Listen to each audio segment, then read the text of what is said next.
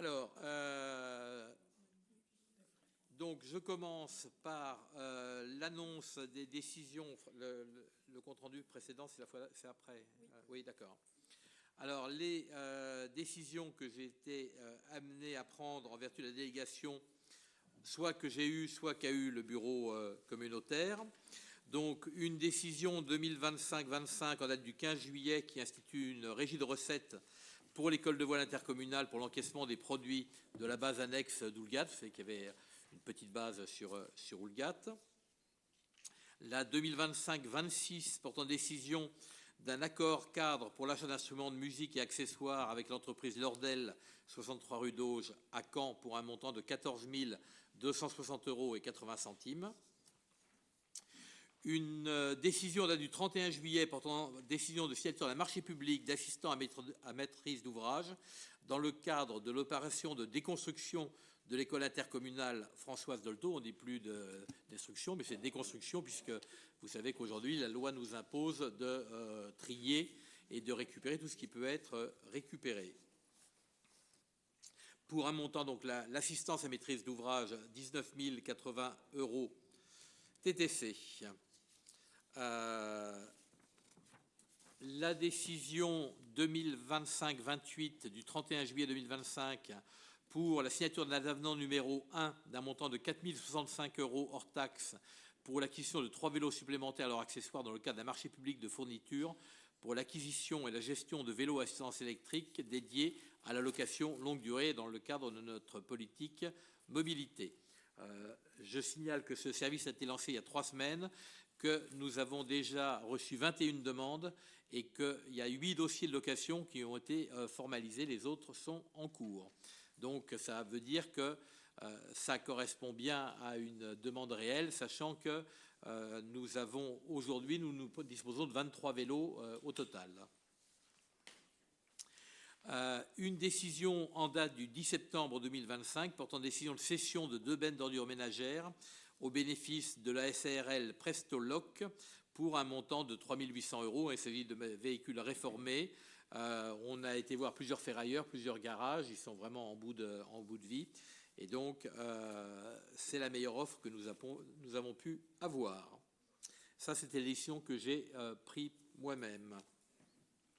Le Conseil communautaire, en date du 7 juillet 2025, a pris quelques décisions.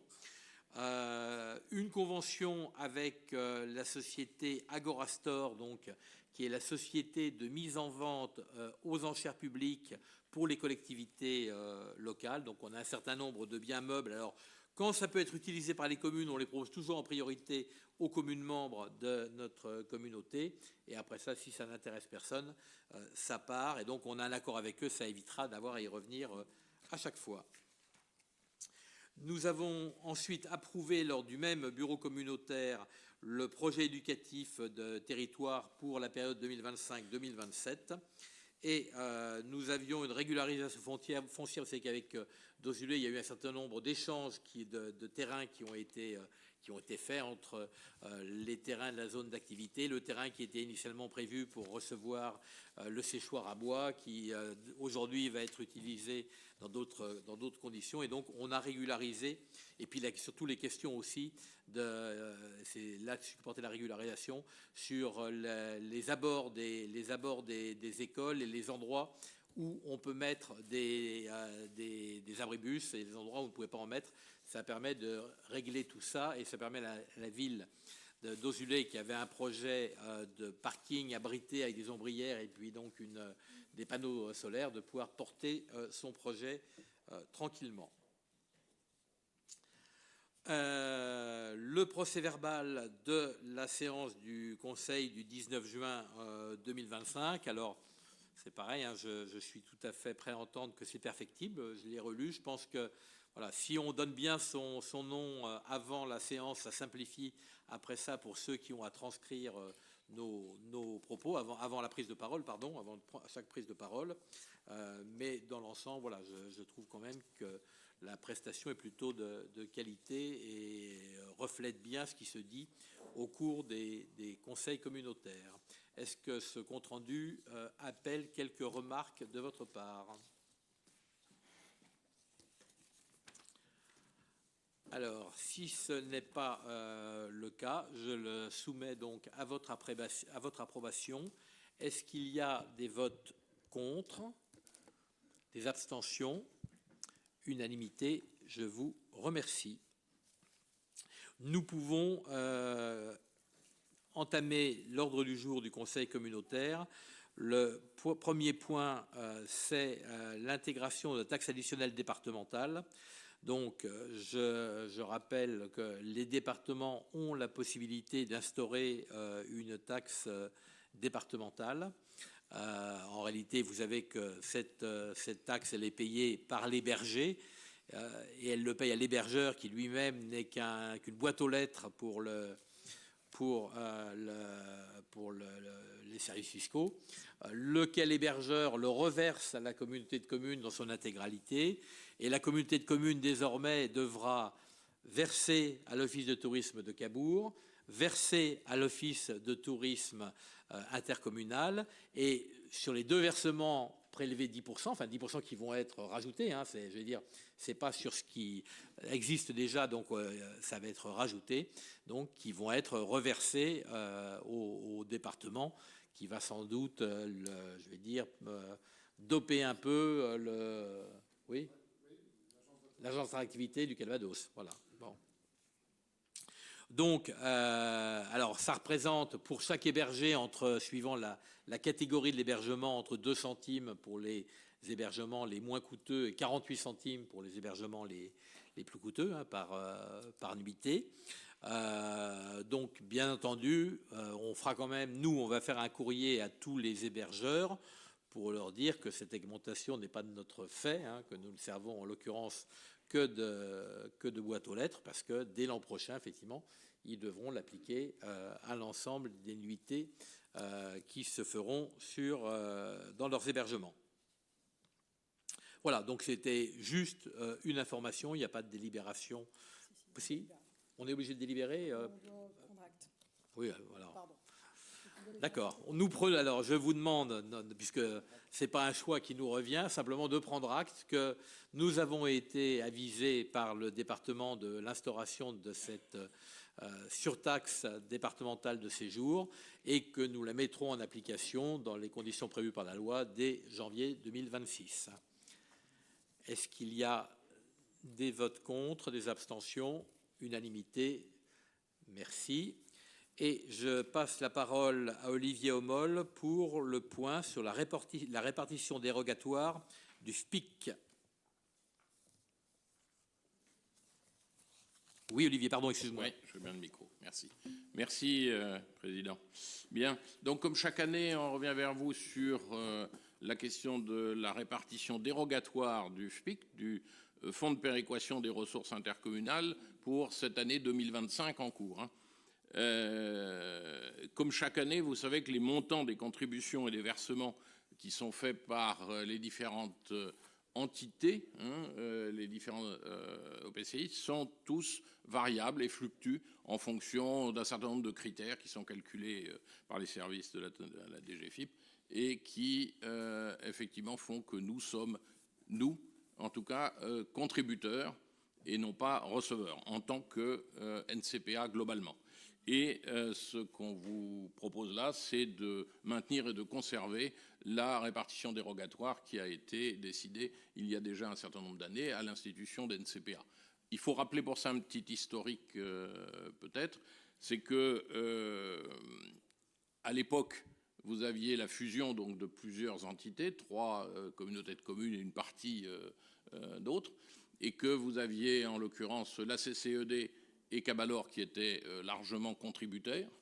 Vous aviez Dozulé et Cambremer qui étaient neutres, hein, qui donc ne contribuaient pas mais ne recevaient pas non plus. Et vous aviez les 3 communes de Bois et Marais qui, elles, au contraire, étaient receveurs, percevaient une indemnité à ce titre-là.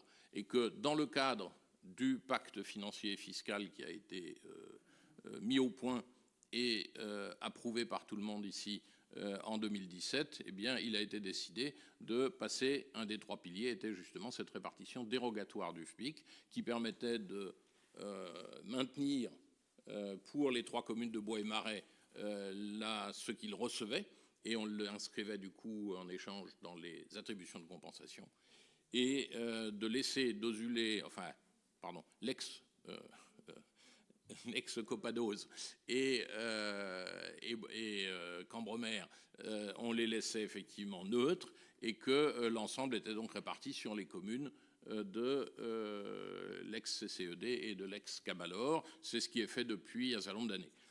Le montant était largement inférieur à celui que payait CCED et Cabalor à l'époque, individuellement, séparément avant 2017, ce qui fait que tout le monde finalement y retrouvait son compte.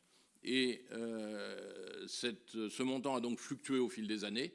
Il a fluctué au minimum à 200 000 euros de contribution globale, et au maximum, ça va être cette année à 317 000, mais c'était plutôt généralement entre 250 et 300. L'année dernière, c'était 316 000, je ne sais plus combien, et cette année, 317 000. Et ça représente en fait une augmentation de 1 584 euros à répartir sur les différentes communes. Donc je pense que vous n'y verrez pas vraiment une grande différence. Je précise au cas où, éventuellement, on n'aurait pas théoriquement l'obligation de délibérer. On pourrait simplement dire qu'on continue comme avant. Mais vu l'importance du sujet, il est important que tout le monde soit bien conscient. C'est l'occasion de rappeler les faits et de demander à chacun d'approuver, bien évidemment, de nouveau cela. Donc vous avez la proposition, c'est donc de conserver le mode de répartition dérogatoire libre, en application du troisième pilier du pacte financier et fiscal. Je vous rappelle que sinon, il y avait 3 options. C'était soit la répartition dite de droit commun, mais qui est du coup très défavorable, notamment pour justement les communes de l'ex-Copados, Cambremer et Bois-et-Marais, et une répartition à 30% maximum qui est assez complexe, et la répartition libre qui est celle sur laquelle on s'était tous mis d'accord. Et donc vous avez le tableau qui vous donne les montants qui seront de toute façon donc très peu différents de l'année précédente, puisque je prends le premier dans le tableau que vous avez, par exemple, Amfreville, qui contribuait à hauteur de 3 036,83 va contribuer à hauteur de 3 052,03, c'est-à-dire 15,21 € de plus. Donc vous voyez, c'est vraiment des différences qui sont relativement minimes, puisqu'il n'y a que 1 584 € à répartir entre tout le monde. Voilà, je crois, l'essentiel de ce qu'il faut dire là-dessus. Est-ce que vous avez des questions éventuellement ou des remarques? Cette institution-là, que le droit de 1%, que la taxe communale que perçoivent normalement les communes sur les droits d'enregistrement ne sont pas perçus par les communes, mais au profit d'une caisse de péréquation. Parce que moi, je me suis aperçu assez récemment qu'en matière de droit d'enregistrement, vous savez, on a une taxe communale qui équivaut à peu près à 1% et qui n'est pas perçue directement par les petites communes de moins de 500 habitants ou d'un certain seuil, peut-être 1000 habitants, et qui sont versées au profit d'une entité qui est au-dessus de nous, et ça nous est redistribué par une espèce de péréquation. En fait, Créqueville, par exemple, on serait assez perdant et on ne perçoit pas le droit de 1%, la taxe communale, sur les mutations. Est-ce que ça vous dit quelque chose? Alors, enfin, moi, ça me dit quelque chose de manière générale. Moi, je sais que ce qu'on appelle les droits de mutation, enfin, la part communale des droits de mutation, elle est perçue au prorata de leur vente. Enfin, je demanderai à Maître Porc, le cas échéant, de m'interrompre si je me trompe, par les communes de plus de 5 000 habitants, 5 000, par les communes, les stations classées touristiques, voilà. Et alors, c'est pas le département qui fait la péréquation pour les autres? Non, pas du tout. Voilà, donc c'est à peu près. Donc je savais, enfin déjà au début, il y a cette idée que un certain nombre de communes perçoivent réellement au regard des mutations qui ont eu lieu sur leur territoire. Et pour les autres? Oui, en effet, mon cher confrère, 1,20%, et comme l'a dit Monsieur le Président, en effet, au-dessus de 5000 habitants, c'est une perception directe, mais en dessous, c'est une péréquation opérée par le Trésor public. Ça n'est pas une entité, c'est pas une collectivité locale qui l'organise, ni le département, ni la région, ni personne. C'est le Trésor public qui organise une péréquation. Et ça, c'est issu de la loi de mémoire aux alentours de 2015 ou 2016. donc il n'a strictement rien à voir avec le sujet. Ça ne changerait rien avec le FPIC. Voilà.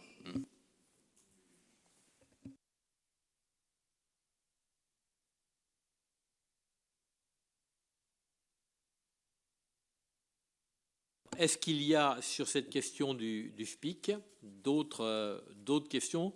Je dois dire que c'est vrai que lorsque on avait trouvé dans le cadre du pacte fiscal global cette possibilité de trouver un équilibre gagnant-gagnant-gagnant pour toutes les intercommunalités, on était assez satisfait. Et je te rejoins, Olivier, je pense qu'il est nécessaire de le rappeler là. Il sera nécessaire sans doute dans le prochain conseil communautaire de rappeler pourquoi, parce qu'on oublie un petit peu. Et je vais dire, ça a été un peu sur les fonds baptismaux d'un point de vue fiscal de notre communauté de communes pour trouver des équilibres entre tous. Pas d'autres questions, pas de remarques. Alors je soumets à votre vote. Qui est contre? Qui s'abstient? Unanimité. Je vous remercie et nous continuons toujours sur des questions budgétaires avec le centre aqualudique et c'est toujours Olivier Hommol qui présente. Merci Olivier. Donc là, si vous voulez, vous avez une note de synthèse entre les 3 points qui sont le point 3, le point 4 et le point 5 de l'ordre du jour, parce que les 3 sont liés. En l'occurrence, il s'agit donc du budget principal et du budget du centre aqualudique, avec des approbations de décisions modificatives, mais également l'approbation de versement d'une subvention du budget principal vers le budget du centre aqualudique. Le sujet principal qui provoque ces 3 délibérations, c'est parce qu'en fait, nous avions fait, et c'était ce qui nous avait été dit à l'époque, on a mis dans le budget, vous savez, l'indemnité qui est prévue être versée à Demethieu-Bar, et on a dit qu'on la versait en 2025. Et on l'a mise et inscrite au budget, comme prévu. Je vous rappelle qu'on avait voté autour de cette table, je crois que c'est le 19 décembre, si je ne me trompe pas, le 19 décembre 2024, cette indemnité à hauteur de 140 000 € hors taxe, et qu'on avait mis 170 000 € en dépenses d'investissement dans le budget du centre aqualudique pour pouvoir payer effectivement de Demethieu-Bar, y compris donc TVA, c'est pour ça 170, et on avait un versement, une subvention venant également en dépenses d'investissement à partir du budget principal pour couvrir cette dépense-là. Or, il se trouve que finalement, après discussion, eh bien, ça a été refusé par la trésorerie qui demande que ça soit, qui impose que ça soit fait à partir du fonctionnement et non pas de l'investissement. Ce qui veut dire qu'il faut donc qu'on modifie un petit peu effectivement nos comptes pour tenir compte de cela. Et par ailleurs, il est nécessaire qu'on acte également et qu'il y ait une délibération spécifique pour le versement de la subvention. Voilà, si vous voulez, l'essentiel et la raison d'être de ces éléments-là. La raison pour laquelle la trésorerie a refusé, c'est que la dépense, ces 140 000 €, eh bien, viennent après que les comptes aient été clôturés entre Demethieu-Bar et nous avec le décompte définitif et la réception définitive des travaux, en disant donc ça ne peut plus être considéré comme des travaux. Et c'est donc considéré autrement. Et donc, c'est par définition quelque chose qui doit relever du fonctionnement. Voilà. Petit détail, du coup, la TVA ne s'applique pas, ce qui n'est pas tout à fait, ce qui ne change pas grand-chose non plus. Ça va. Voilà. Et comment? Non. Heureusement qu'il n'y a pas de TVA, parce qu'autrement j'aurais dit on a fait une erreur. On aurait mieux, parce que, enfin, je rappelle l'historique quand même, c'est que on avait dit, enfin, on poussait Demethieu-Bar dans ses retranchements pour terminer le jour dit à l'heure dite, et devant leurs multiples, à plusieurs reprises, demandes en disant attendez, il y a eu ceci, il y a eu cela, on est très très loin du compte. On a dit quand tout sera terminé, comme on dit chez nous, quand la foire est finie, on va compter. On l'avait dit, on verra à ce moment-là. Et donc j'ai pas dit les bouses, justement, je me suis arrêté, Madame Gauguin. Et donc voilà, on était parti. Ce qui fait que la négociation avec eux a commencé effectivement à partir du moment où le bien était livré et où on avait et avait commencé à fonctionner. Alors fort heureusement, la question de TVA ne rentre pas en ligne de compte. Mais voilà, c'est bon à savoir à l'avenir, c'est que dans un cas comme ça, il faut peut-être mieux au moment du décompte final de travailler à ce moment-là sur s'il y a un rattrapage qui doit être fait, c'est à ce moment-là que ça doit se voir. Très bien. Est-ce qu'il y a d'autres questions, d'autres explications demandées par rapport à cette... Alors attendez, parce qu'après, donc il faut que vous compreniez comment c'est la gymnastique comptable. Je suis financière et comptable, je suis désolé. Vous avez donc la première délibération qui est le numéro 3, qui concerne le budget principal, et dans laquelle, du coup, on propose en dépenses de fonctionnement, effectivement, de mettre 140 000 euros sur la réduction du virement de la section de fonctionnement vers l'investissement, puisqu'il y avait une somme importante et on n'aura pas besoin de faire un tel virement. Donc on peut prendre 140 000 euros en réduisant ça, et inversement, on inscrit bien évidemment 140 000 euros au chapitre 65 en tant que dépenses correspondantes pour le verser. Ce qui fait que le montant global en dépenses de fonctionnement du budget principal ne change pas, et on ne touche pas aux recettes de fonctionnement. Et côté investissement, donc on a ces 140 000 euros qui sont effectivement en trop.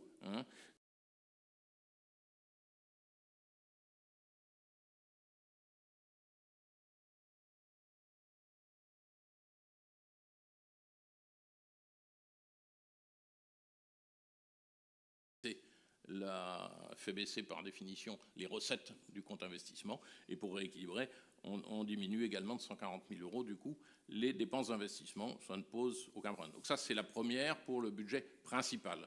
Ensuite, vous en avez une deuxième délibération qui, elle, est le vote de la subvention, dans laquelle on propose donc d'accorder une subvention de 140 000 euros au budget annexe du centre aqualudique venant du budget principal dans la section de fonctionnement.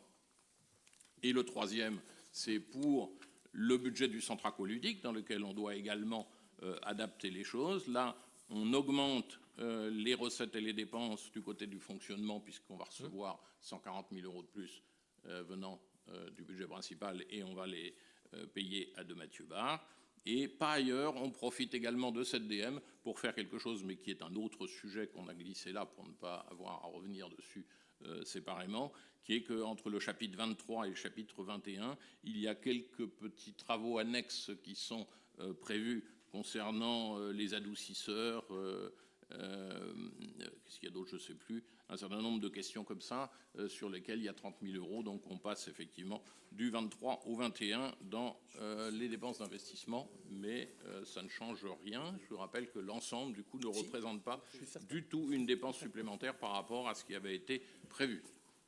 Non, j'ai même dit qu'il était pas. Non, même pas, puisque de toute façon, on n'a pas... Oui, mais là, on le paye hors taxe, du coup. On le paye hors taxe. Ah non. Donc, il n'y a pas de... On paye les 140 000 euros. Donc, ça ne change rien en fonctionnement. En fonctionnement, on le paye les 140 000 euros. On ne paye pas 170, du coup. Ouais. Enfin, ça aurait été 168, d'ailleurs, en l'occurrence. Non, donc ça ne change rien. Pour nous, ça n'est pas aucune dépense supplémentaire, rien, c'est simplement un rééquilibrage dans les comptes. Je suis désolé, c'est toujours un petit peu fastidieux, mais... Est-ce que vous avez des questions sur cette gymnastique comptable? Et après, sur le principe général. Et ça ne change rien, y compris Voilà, je veux dire, c'est beaucoup de mouvements pour... voilà. Mais c'est une décision qui avait déjà été prise, et c'est simplement une mise en musique qui est différente de celle que l'on avait envisagée dans un premier temps, alors qu'on avait déjà quand même consulté notre... Oui, on l'avait pourtant demandé. Hein. On l'avait mis au point avec eux, mais bon, comme souvent, ça évolue après. Il y a d'autres personnes qui regardent. Il n'y a pas que souvent femmes varient, il y a souvent l'État varie aussi. C'est pas mal. Ah, je sais pas. L'homme aussi, énormément. Je rame. Non, mais j'y peux rien, c'est le proverbe quand même. Hein. Il y en a qu'il ne faut pas. D'accord.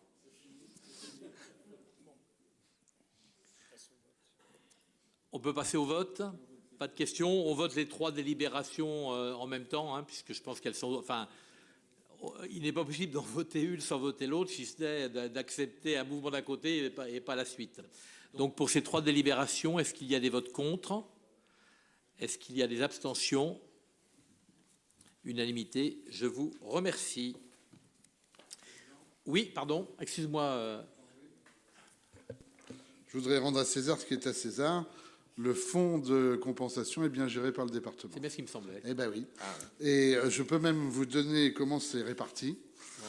Voilà, la dotation d'attribution aux communes est calculée en tenant compte des critères suivants. 60% de l'enveloppe en fonction de la population INSEE totale de l'année, 20% de l'enveloppe en fonction de la moyenne des 3 dernières années connues en dépenses d'équipement brut, 10% de l'enveloppe en fonction de l'effort fiscal et 10% de l'enveloppe en fonction de la longueur de la voirie communale. Ouais. Voilà.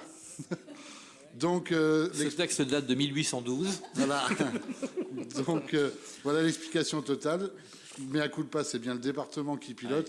En fait, c'est bien les services fiscaux qui font, mais sous la houlette du département. Et c'est bien tout ce que vous avez expliqué, Monsieur le Président. 5000 habitants, station classée, tout le reste est excellent. Merci beaucoup, Emmanuel, pour ces précisions.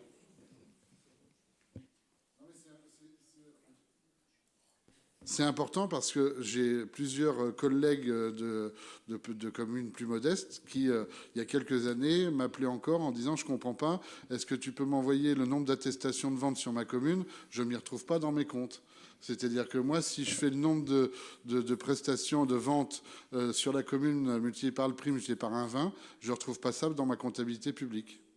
Donc, ce n'est pas corrélé.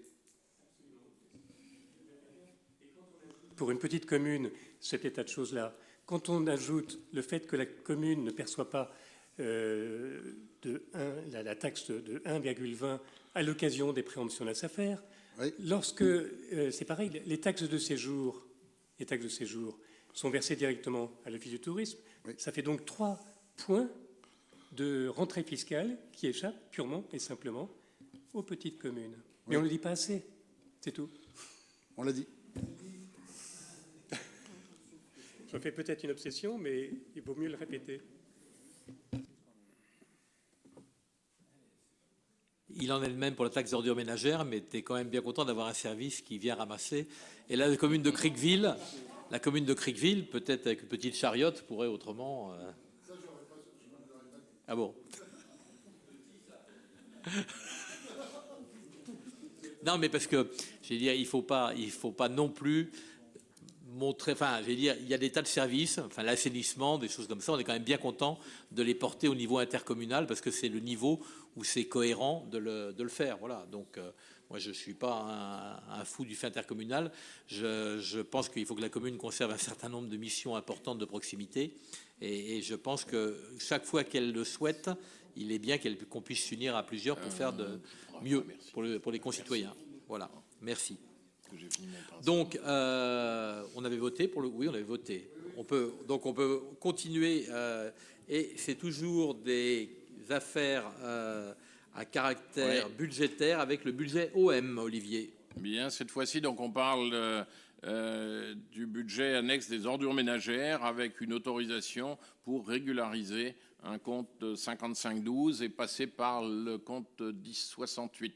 Il s'agit en fait d'une erreur comptable qui date de 2008, d'une des parties d'NCPA, qui était avant une des parties d'NCPA, et dans laquelle il y a une inscription d'un déficit de clôture qui avait été mis par erreur au 5512, Banque Trésor, alors qu'elle aurait dû être enregistrée dans un compte de résultat ou en situation de reprise, et que donc pour faire cette correction, il va falloir passer par le 1068.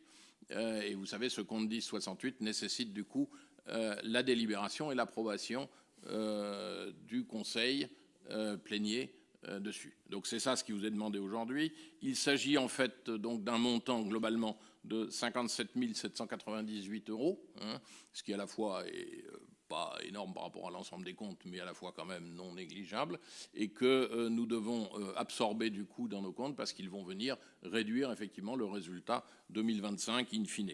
Alors je vous passe peut-être les explications techniques sur la technique comptable. Ça transite par le 1068, c'est pour cette raison-là qu'on est obligé de délibérer ici. Et par ailleurs, ça veut dire que ça fera 57 798 € de moins dans le résultat in fine fin 2025. Mais il faut bien faire cette régularisation qui nous est demandée par le Trésor et pour lequel nous n'avons vraiment pas le choix. Donc ce qu'on vous demande, c'est d'accorder au comptable public l'autorisation d'utiliser le compte 1068 afin de régulariser la somme de 57 798 figurant au compte 5512 du budget annexe des ordures ménagères. Je remarque qu'avec ton sentinelle de la diplomatie, tu n'as pas dit de quelle communauté de communes était issue là en non, 2008. Je laisse chacun. Je ne sais pas d'ailleurs si c'est écrit quelque part ou pas dans la note de synthèse. Enfin, toujours est-il que mais je ne l'ai pas dit en tout cas. Ouais. Chacun aura vu dans la note de synthèse qu'il est marqué la régularisation proposée est à la fois obligatoire et incontournable. Alors, oui. moi, j'adore ces choses-là où on nous demande de voter. Enfin, ça serait assez marrant un jour, enfin, pas cette fois-ci, mais de voter contre pour voir qu'est-ce qui serait fait. Olivier, ce qui est obligatoire, c'est obligatoire de faire cette régularisation. Le vote, il est d'autoriser le comptable public à utiliser le 1068. D'accord. On ne peut pas utiliser le compte 1068 sans que tout le monde donne ici son accord. Donc, on a besoin de l'accord de l'Assemblée délibérante pour cela. Sinon, effectivement, la régularisation, si elle se faisait via des comptes normaux, on vous l'aurait mentionné, mais à l'occasion du budget ou du résultat, mais pas en vous demandant de délibérer. Mais je veux dire, pour des erreurs qui remontent comme ça, 10 ans avant la fusion de la communauté de communes, on a bien été regardé quand même que c'était réel, parce que moi, quand je vois débarquer des... Oui, ça a été. Oui, pointé. Oui, c'est pointé. Il y a pas de. Oui, non, c'est pas une fantaisie, c'est malheureusement une réalité. D'accord. Mais tu sais, on en découvre quelquefois qui peuvent remonter même très très loin. Non, mais on dit toujours qu'on a fait les fonds de tiroir, qu'il reste plus rien, donc je finis par le croire, moi. J'en ai découvert qui remontait à plus de 60 ans. Ah oui. Ouais. Et malheureusement, il faut bien passer. Hein. Quand les comptes sont Napoléon, ça devient plus compliqué, c'est sûr. Non, on parlait quand même de... On ne parlait pas de... Bon, bref, bien, voilà. 60 ans, on n'est pas très loin des anciens francs quand même. Oui. Ah oui, d'accord. Oui. Mais non, c'était en nouveaux francs quand même. Mais en francs, pas en euros, ça c'est sûr. Ouais. Bien. Ok, donc est-ce que je sollicite votre accord pour autoriser le comptable public à utiliser le compte 1068 pour faire cette régularisation? Qui est contre? Qui s'abstient? Unanimité, je vous remercie. Et nous continuons le point suivant, 7 et 8, durée d'amortissement et des immobilisations. Et c'est moi qui continue avec des sujets de plus en plus fun. Et de plus en plus rigolo. Cette fois-ci, on parle de durée d'amortissement. C'est vraiment, j'ai une chance inouïe ce soir d'avoir des sujets de choix à vous présenter. Alors, les deux, vous avez une seule note pour les deux, puisqu'il y en a une des délibérations qui concerne la nomenclature M57 et l'autre la M4, puisque vous savez que suivant les budgets, certains sont en M57 et d'autres en M4. Et M14, pardon. Non, M4 là. Non, M4. Non, M4. Donc, les règles d'amortissement ont été faites en fait au fil des années, au cas par cas, au fur et à mesure qu'il y avait des besoins. Et donc il y a eu un bout de fait à droite, un bout de fait à gauche, etc. Et tout ça, quelquefois, il y a un moment où il n'y a plus beaucoup de cohérence. Et il se trouve que là, on a une opportunité, c'est que on a le centre aqualudique pour lequel il faut définir les règles. Et donc, il a été à ce moment-là décidé avec la trésorerie de fixer et de refaire finalement un tableau synthèse de l'ensemble plutôt que d'avoir à aller repêcher dans 15 délibérations différentes. C'est quand même effectivement infiniment mieux pour tout le monde après.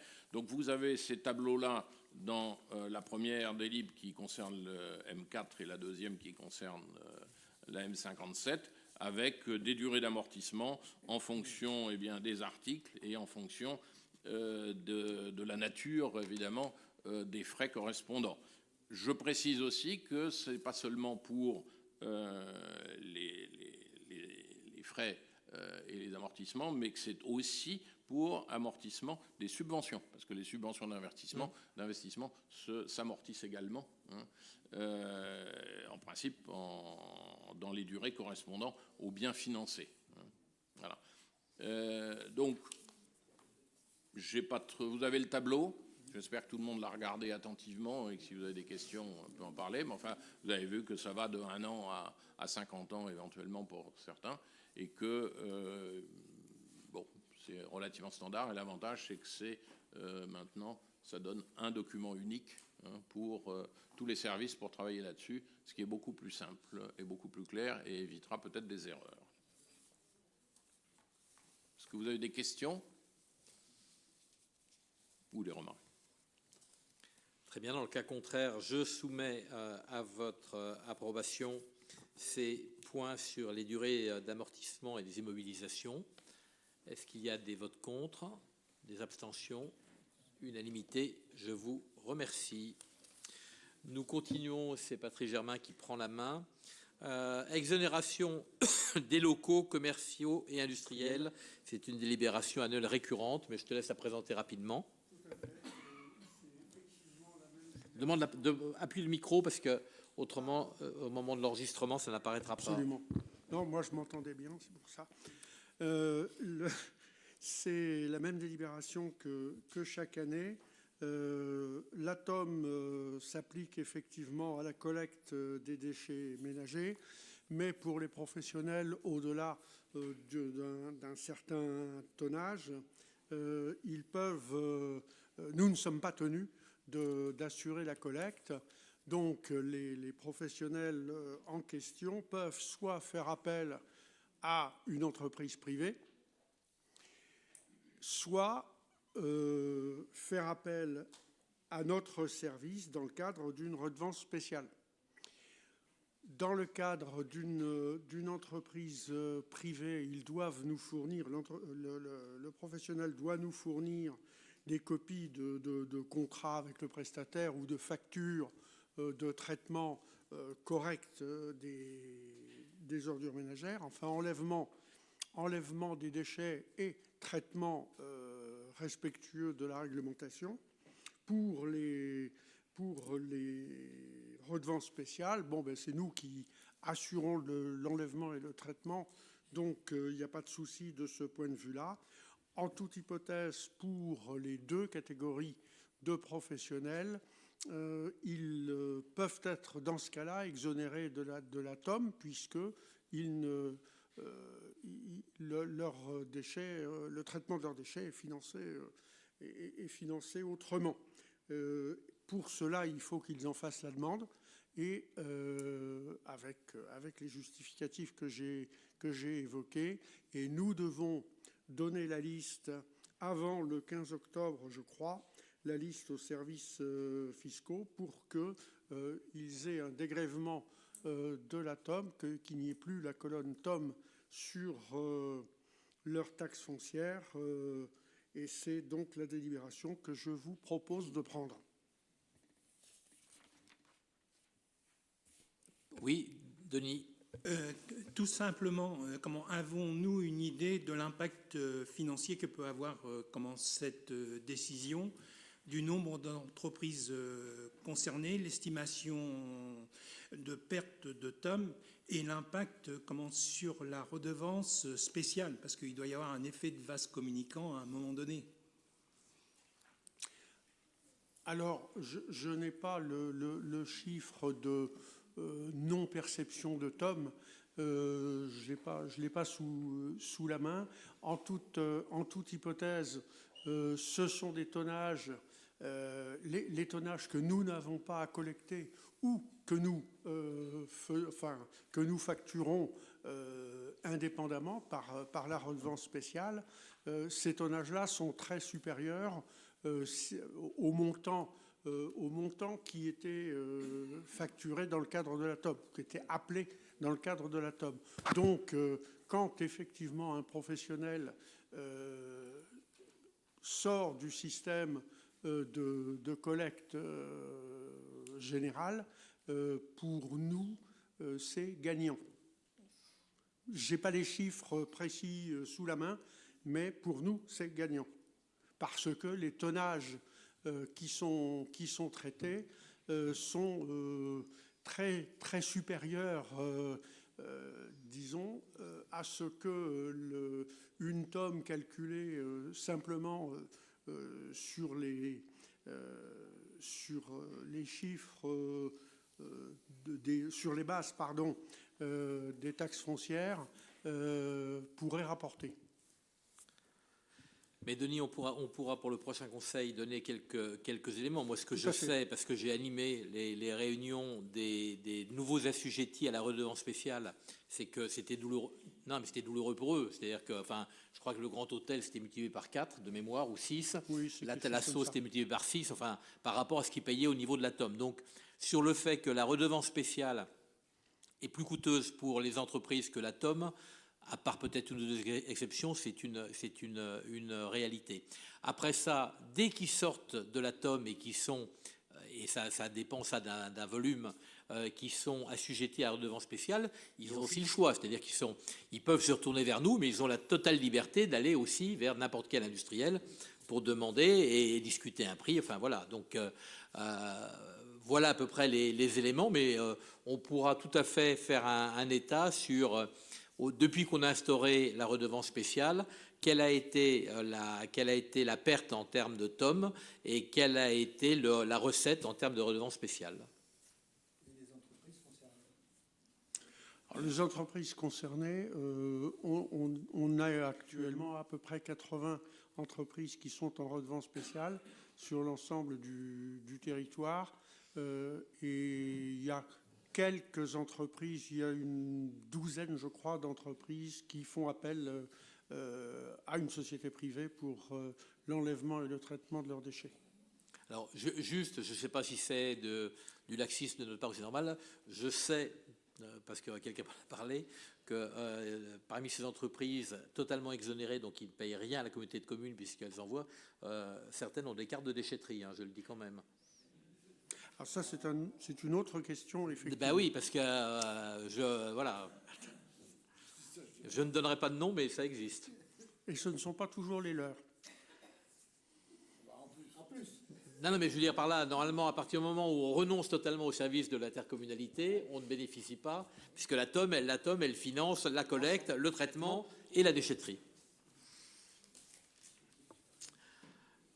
Je profite, si mon président m'y autorise, que le mot déchetterie vient d'être évoqué, pour dire que plusieurs habitants du secteur des 6 communes du Sud ont sollicité leurs maires respectifs pour voir à ce qu'ils puissent venir retirer les cartes de déchetterie de Cambremer un petit peu plus tard que fin septembre, qui était la date fixée. Donc, c'est une question qui a été évoquée en point divers, mais évoquée en bureau. Et nous avons décidé d'autoriser, de prolonger la durée de prélèvement, pour venir retirer les cartes jusqu'à la fin de l'année.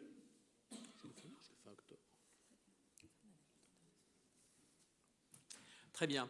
Sur ce point, donc... Ceci dit, il n'y a que pour l'instant qu'une quinzaine de personnes qui soient venues retirer une carte. Oui, Harold.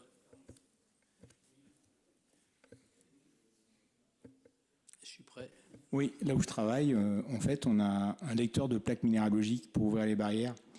Est-ce qu'on ne pourrait pas mettre ça en place par rapport aux véhicules qui seraient enregistrés dans les sociétés, de telle façon à ce qu'ils ne puissent pas utiliser des cartes n'importe lesquelles, quoi.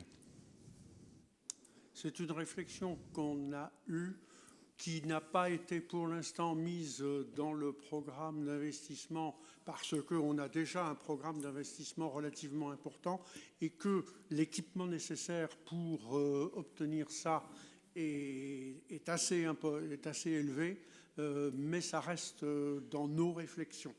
Le principal souci aujourd'hui, ce sont les entreprises qui prennent la file des particuliers, puisque vous savez que la déchetterie est séparée, enfin tout au moins celle qui est appelée à recevoir des entreprises, la déchetterie de Perrier est séparée en deux parties. La partie, quand on arrive à droite, étant réservée aux particuliers, et la partie gauche étant une déchetterie professionnelle. Il suffit de passer 1 heure là-bas pour voir beaucoup de je pense, de camionnettes qui relèvent plus de l'entreprise que du particulier, qui essayent de prendre le chemin de droite. De nombreuses camionnettes blanches ont été délogotées justement pour pouvoir plus facilement partir à droite. Ok, exonération donc des locaux commerciaux et industriels qui ne font plus appel à nos services. Oui, Lionel. Comme on est dans les déchets, c'est peut-être plutôt une question diverse, mais tu te rappelles tous les déchets qui avaient été déversés dans les chemins de Bavent. J'avais été pendant 2 heures fouiller dans tous les trucs et j'avais retrouvé 2 adresses sur Cabourg. Est-ce qu'il y a eu des nouvelles sur ça? Non, mais c'est important parce qu'ils ont quand même vidé 3 camions dans la rivière. Je crois que c'est les employés communaux de Bavent qui ont été les ramasser. Moi, j'y étais un dimanche matin, j'ai appelé les gendarmes, j'ai trouvé 2 fois la même adresse d'un hôtel qui, alors après, je ne sais pas. Il y a eu c'est une entreprise qui avait travaillé pour un hôtel qui vient d'être rénové. Mais il y a eu des suites, Pazou? Je vais te dire franchement, l'an dernier, donc en 2024, au mois de juin, on a un camion qui est venu devant une caméra de surveillance, qui a béné, qui est reparti. Il y avait le nom, il y avait le téléphone et tout. J'ai été déposé plainte 8 jours après. Je n'ai toujours aucune nouvelle. Voilà. Donc, on a... Non, mais je vais dire... il y a... Ah non, mais c'est parce que c'était Cabourg. Évidemment. Oui, non, mais j'ai toujours peine à comprendre que des personnes choisissent. Alors là, puisqu'il a quand même été entendu par les gendarmes, il a dit simplement qu'il était arrivé à la déchetterie à midi 5 et que c'était fermé et qu'il ne voulait pas repartir avec son chargement. Enfin, voilà, je veux dire, heureusement que quand tu arrives chez l'épicier et que c'est fermé, tu ne casses pas la porte, quoi. Hein.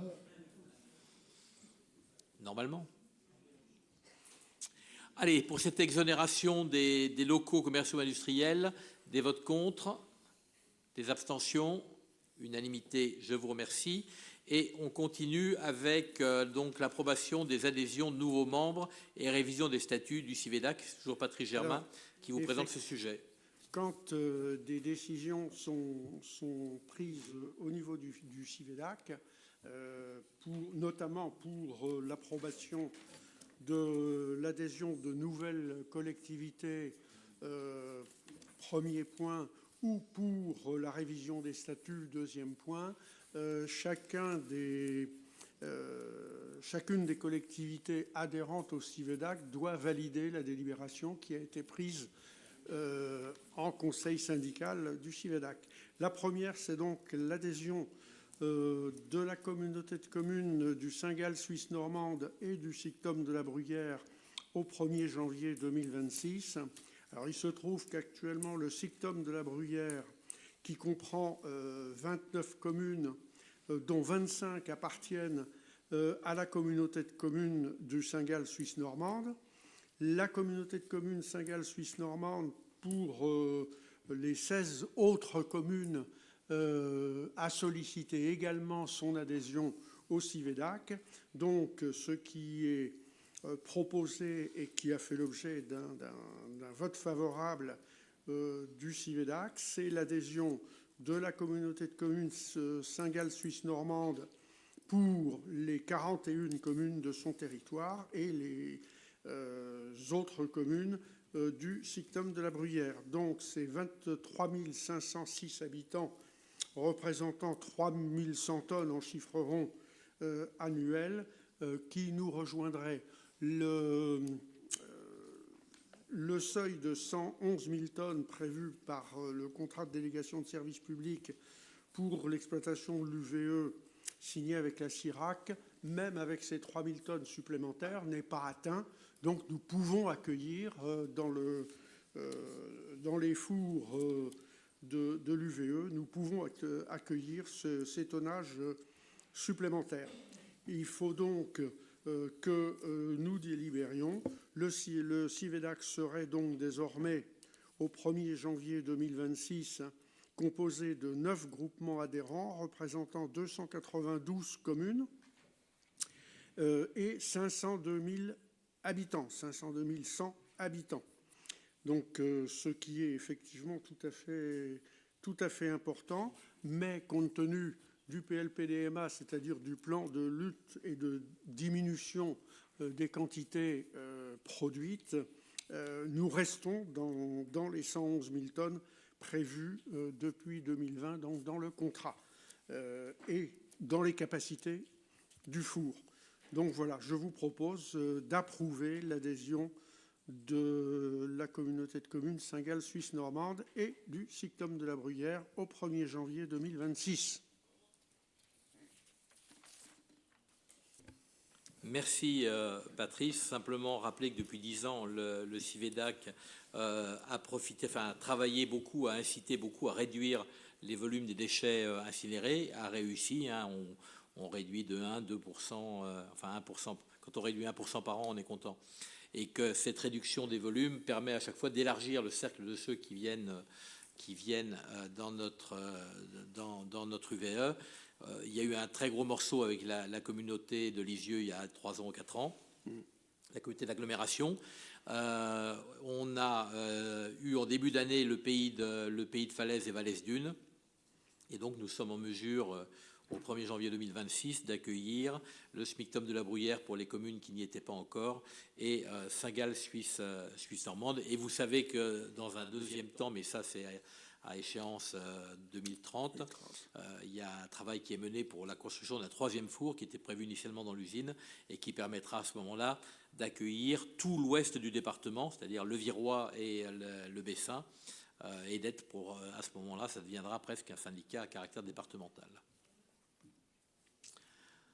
Voilà, donc là, est-ce qu'il y a des remarques sur l'adhésion, la demande qui a été faite par le SMICTOM de la Bruyère et le Saint-Gall? Des votes contre, des abstentions, unanimité. Je vous remercie et on passe à l'approbation de la révision des statuts. Voilà. C'est la première fois que pour les dossiers d'ordure ménagère.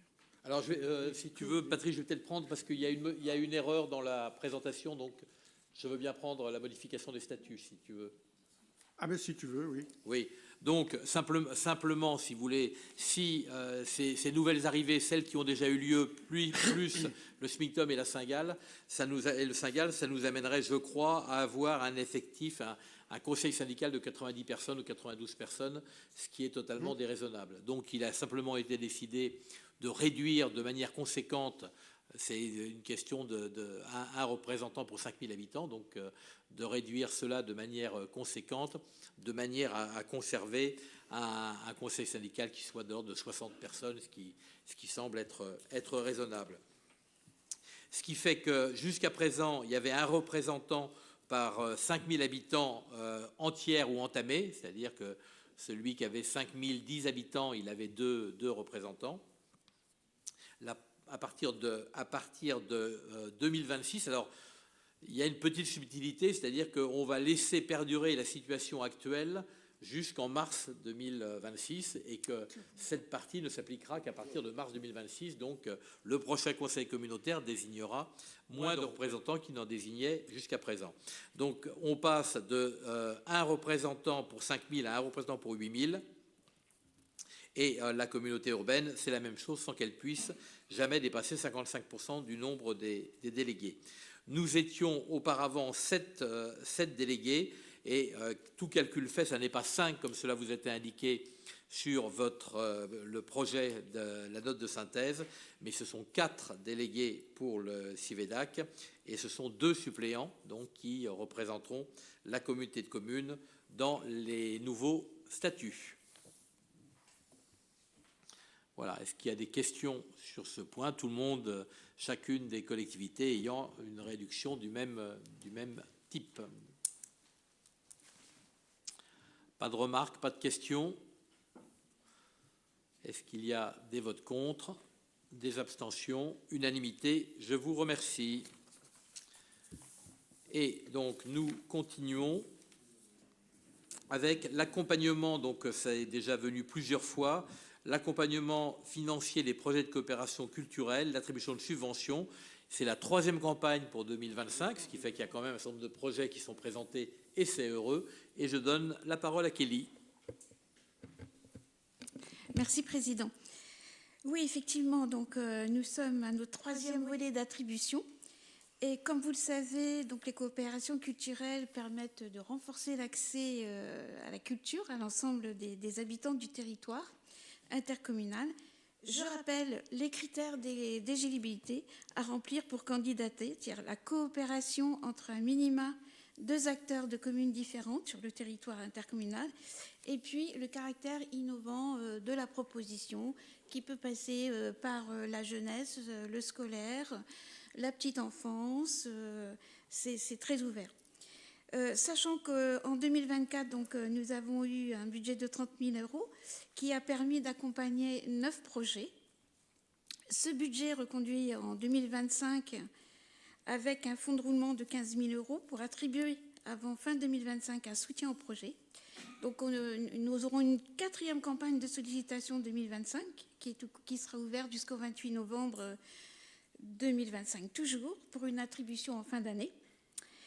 Sachant que ces premières campagnes 2025 qui ont eu lieu en mars et juin ont permis d'accompagner 5 porteurs de projets pour un montant de 15 400 €. Donc nous avons reçu 5 dossiers éligibles au titre de cette 3e campagne. Il faut savoir que parmi ceux-ci, un projet reçu fera l'objet d'une subvention de l'Office de tourisme intercommunal. Et pour un second projet, il est proposé de retravailler celui-ci en vue de la 4e campagne d'attribution. Ce que je veux dire aussi ce soir à tous les élus, il ne faut surtout pas baisser les bras. Un projet non abouti n'est pas un mauvais projet, n'est pas un mauvais dossier. Il peut contenir des éléments précieux pour reprendre, poursuivre et proposer à nouveau. Et puis, n'hésitez pas à contacter Roxane Berger qui vous accompagne pour le montage du dossier. Elle est hyper performante, donc n'hésitez pas à la contacter. Donc, du coup, il vous est proposé d'attribuer les montants suivants aux 2 projets retenus. Donc, le porteur du projet de la compagnie PMW Grain de Sable, donc, qui est un projet donc, de lecture pour tous. Et donc, ce projet, donc, les partenaires sont la commune de Merville. Donc, le calendrier est de septembre 2025 à juin 2026. Donc, en fait, ce sont des rencontres d'été théâtre et littérature qui a lieu sur le littoral calvadosien l'été. Et c'est une mise en place de 4 séries de 3 ateliers à destination de différents publics, avec rencontres à la fin de l'année, donc l'écriture avec l'association Seigneur Soleil d'automne. Donc comme vous pouvez voir, c'est vraiment intergénérationnel puisqu'il y a le pop-up aussi à destination des préados, avec la création d'un livre sur la perception de Merville-Franceville et à l'attention des scolaires. Et il y aura aussi 3 rencontres d'auteurs entre septembre et juin. Donc le montant d'accompagnement attribué est de 5 200 €. Et nous avons un 2e projet donc, sur les planches de Bavent, qui est donc le festival qui a pour partenaires les troupes de théâtre amateurs du territoire, c'est Hérouvillette, Bavent, Ranville, Dozulé, Dives-sur-Mer, Houlgate, pour un calendrier pour novembre 2025 à Bavent. Donc, c'est effectivement un festival de théâtre amateur qui regroupe 6 troupes et qui s'y déroule sur 2 week-ends. Et donc, l'association a sollicité un accompagnement financier sur l'acquisition de matériel pour le décor des spectacles et à mettre à disposition des troupes. Donc, le montant d'accompagnement attribué est de 1 100 €, sachant que le comité de sélection qui s'est réuni a donné un avis favorable pour ces projets. Donc, il vous est proposé de délibérer, à moins que vous ayez des commentaires, des questions. Alors, est-ce qu'il y a des questions sur cette attribution, sur 3 projets? Pas de questions, pas de remarques. Je soumets à votre vote. Qui est contre? Qui s'abstient? Unanimité. Merci beaucoup, Kelly. Allez, on revient à Serpent de Mer, le plan climat, air, énergie territoriale. Je vais essayer de vous raconter 8 ans en moins de 8 minutes. Nous avons le conseil communautaire de NCPA en 2017, en septembre 2017, a décidé, poussé en ce sens par l'État, de lancer son plan climat, air, énergie territoriale, sachant que c'était une compétence des communautés de communes. On essuyait les plâtres à l'époque, on était parmi les premiers. Et bien entendu, pour nous accompagner dans la démarche, nous avons sollicité le SDEC qui venait de faire savoir qu'il allait être, qu'il disposait des compétences pour porter ce type de projet. Et nous avons été le premier dossier que le SDEC a embrassé pour créer donc un plan climat, air, énergie territoriale. Alors, ceux qui étaient là se rappellent qu'il y a eu des réunions pour tout, pour réfléchir, phosphorer un petit peu, là où on pourrait faire des économies d'énergie, là où on pourrait produire de l'énergie. Enfin voilà, tout ça a été passé en revue, a pris un certain temps, et on arrivait tranquillement en 2019, où on est arrivé, nous, à ce qui nous semblait un document de qualité, que nous avons arrêté, un peu comme on arrête des plans locaux d'urbanisme, qu'on a envoyé aux différents organismes, à savoir la mission régionale, la MRAE, les services de l'État, les services de la région, enfin voilà, tout ça, un peu comme lors d'un document d'urbanisme. On a reçu des réponses qui étaient dans la grande majorité plutôt favorables, et au regard des réponses, nous aurions dû à ce moment-là faire quelques modifications quand il y avait des modifications qui étaient demandées par un partenaire et qu'elles étaient justifiées, qu'on les approuvait, et ensuite mettre à l'enquête publique. Engager non pas une enquête publique, mais au moins une concertation avec le public. Et tout ça est arrivé au moment de mars 2020. Vous vous rappelez qu'il y a eu premièrement les élections et dans un second temps le Covid, et que ce n'était pas le meilleur moment pour engager une grande concertation et tout ça. Donc, 2020 a passé tranquillement, et puis, j'allais dire, faire fin 2021, parce que le Covid, rappelez-vous, ça a duré 2 ans quand même. En juillet 2021, il y avait encore des tests qu'il fallait faire. Fin 2021, début 2022, on a commencé à voir un petit peu ce qu'il fallait faire. Et à ce moment-là, quand on a commencé à en parler aux organismes, ils ont dit oui, mais alors attendez, en l'espace de 3 ans, puisque vous aviez commencé en 2017, ou en l'espace de 4 ans, les choses ont pu évoluer. Il y a des changements, il y a des nouvelles réglementations. Et donc, il faut sans doute que vous puissiez être à même d'apporter des choses. Alors, on a de nouveau questionné les services de l'État qui nous ont dit que le document, l'État, était la base du document. Enfin, on ne devait pas tout refaire, mais qu'il fallait effectivement intégrer un certain nombre de nouveaux éléments et engager, donc, reprendre là où ça s'était arrêté, engager une concertation. Alors, c'est ce qui a été fait à ce moment-là. Et donc, on arrive maintenant, sachant que la durée de vie, une fois que le PCAET sera terminé, il a une durée de vie de 6 ans. Donc, c'est maintenant acté de manière définitive ce qui a été prévu à l'horizon 2050, à savoir donc la réduction sur le territoire de 12% des consommations d'énergie entre 2010 et 2030 et 22% entre 2010 et 2050. Vous voyez, donc il y a 12% pendant les 20 premières années et un peu moins pendant les 10% pour les années suivantes. Sachant que c'est surtout dans le secteur des transports qu'on envisage cette réduction. Il y a dans un second temps, et nous on y travaille, la production d'énergie renouvelable en multipliant par 6. On parle de très peu de choses, mais en multipliant par 6 la production d'énergie renouvelable du territoire à l'horizon 2030. Donc pour ça, ça représente 6 centrales photovoltaïques au sol. On en a déjà sans doute, une qui est déjà bien avancée, une qui est en cours enfin, on réfléchit, et puis il y a déjà des questionnements sur 2 ou 3 autres lieux, des ombrières, et on table sur 90 installations photovoltaïques par an sur l'habitat, donc chez les particuliers. Et on a tablé également sur une grande installation de 150 kW sur un bâtiment industriel. La réduction des gaz à effet de serre, avec la volonté donc entre 2010 et 2030 d'avoir réduit de 28% et 20% supplémentaires entre 2030 et 2050. Et la qualité de l'air, donc une baisse significative des émissions de SO2 et une baisse légère des émissions de COVNM, alors là, et de NOx. J'aime bien quand vous me mettez des...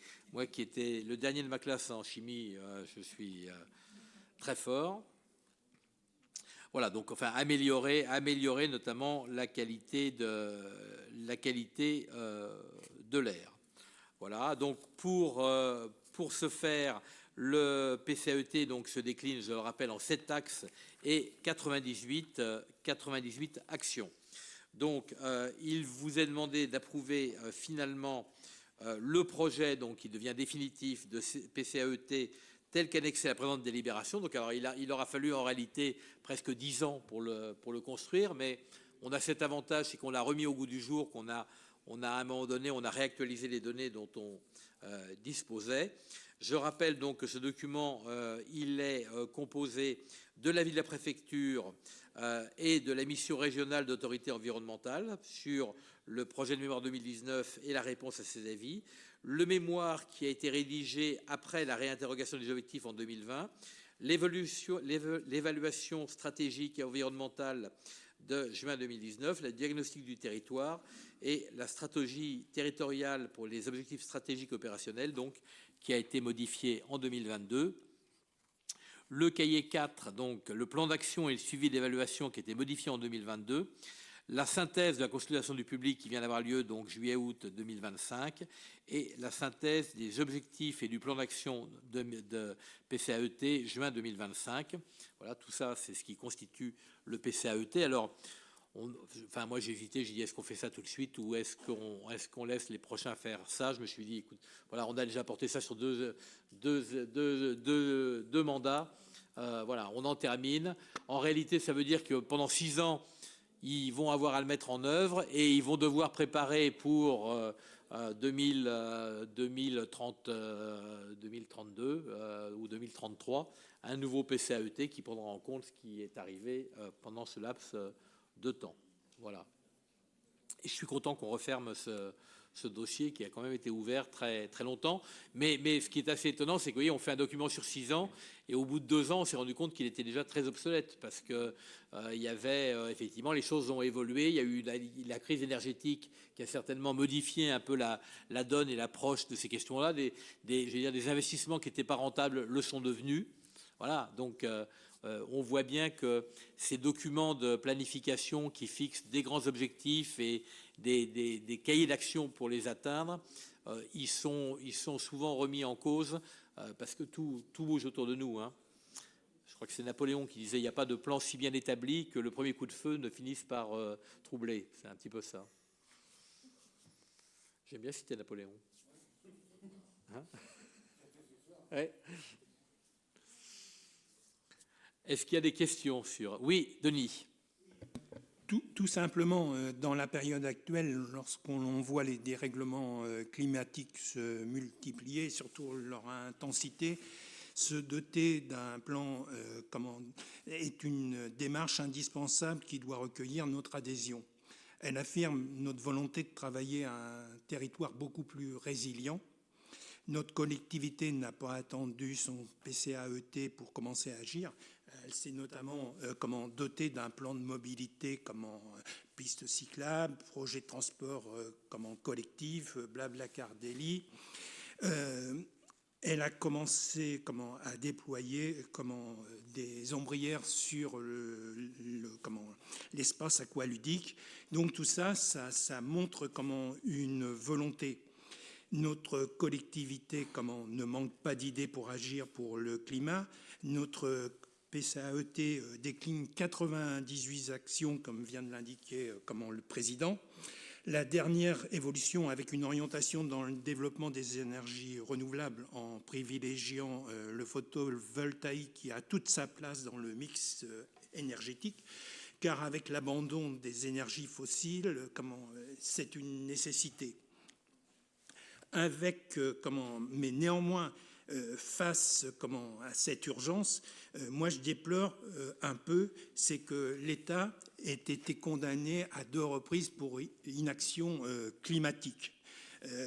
Ce qui me fait dire que face à l'urgence climatique, certaines décisions sont également incompréhensibles et lourdes de conséquences pour l'avenir.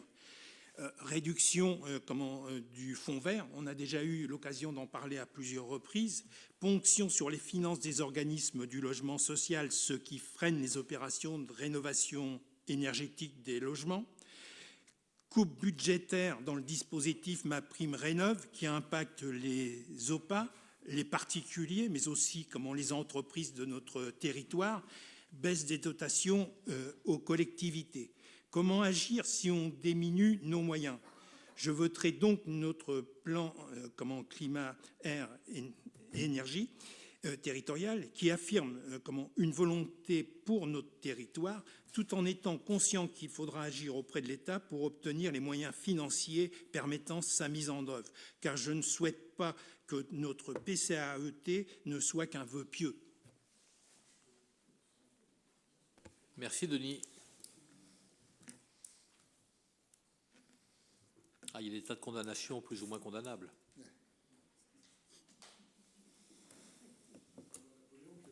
Non. C'est Olivier Paz ce soir. Ok. Est-ce qu'il y a d'autres points sur le PCAET c'est vrai que ça doit être un document qui vit, qui doit être un guide. Et pour preuve, le travail qu'on fait sur les abords de la déchetterie de Perrier et toute cette réflexion sur la réutilisation de l'énergie en direct pour nos besoins collectifs, intercommunalités et communes dans le périmètre concerné. Je crois que ça va être véritablement ce qui est intéressant. De la même manière, je vais vous le dire, on est sur la 3e ligne du CIVEDAC, où on envisage des turbines à contre-pression. On va fournir, avec le même tonnage d'ordures, on va fournir 30 à 40% d'énergie en plus, et on devrait pouvoir normalement fournir en électricité le centre de tri qui est tout proche, qui est à 500 mètres, pour une bonne part de son électricité. Voilà. Mais je pense qu'on va être de plus en plus dans des relations comme celle-là. On sort d'un modèle qui était un modèle totalement vertical, sur un modèle beaucoup plus réparti sur le territoire, et avec sans doute une meilleure autonomie pour les uns et pour les autres. Oui, Lionel. Donc, par rapport à ton PCAET, notre PCAET, je prends en exemple le CIVEDAC, qui, si je ne me trompe, qui est une usine très propre même, qui ne pollue pas. Et par contre, à 2 km du CIVEDAC, on a l'usine la plus polluante du Calvados et qui est dans le top 50. Par contre, ça, j'en entends jamais parler, qui est à Ranville, les ciments Calcia.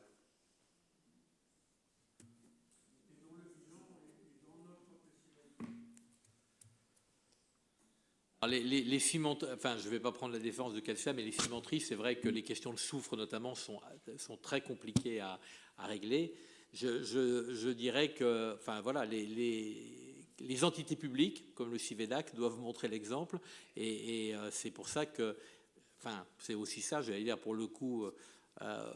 Nous, notre objectif, c'est pas de gagner de l'argent. Notre objectif, c'est effectivement de traiter les déchets sans nuire à la population alentour du tout. Et donc, on est toujours à la recherche des méthodes les plus efficaces pour limiter notre pollution. Mais je sais que c'est un sujet que Ranville suit ça régulièrement. Les associations environnementales, le GRAP et le CREPAN le rappellent à chaque fois. Et bon, les industriels, c'est toujours, je veux dire, je ne veux pas jeter la bière parce que c'est toujours compliqué à un moment donné. Si demain la cimenterie ferme, on va aussi être malin, quoi. C'est ça la question. Hein.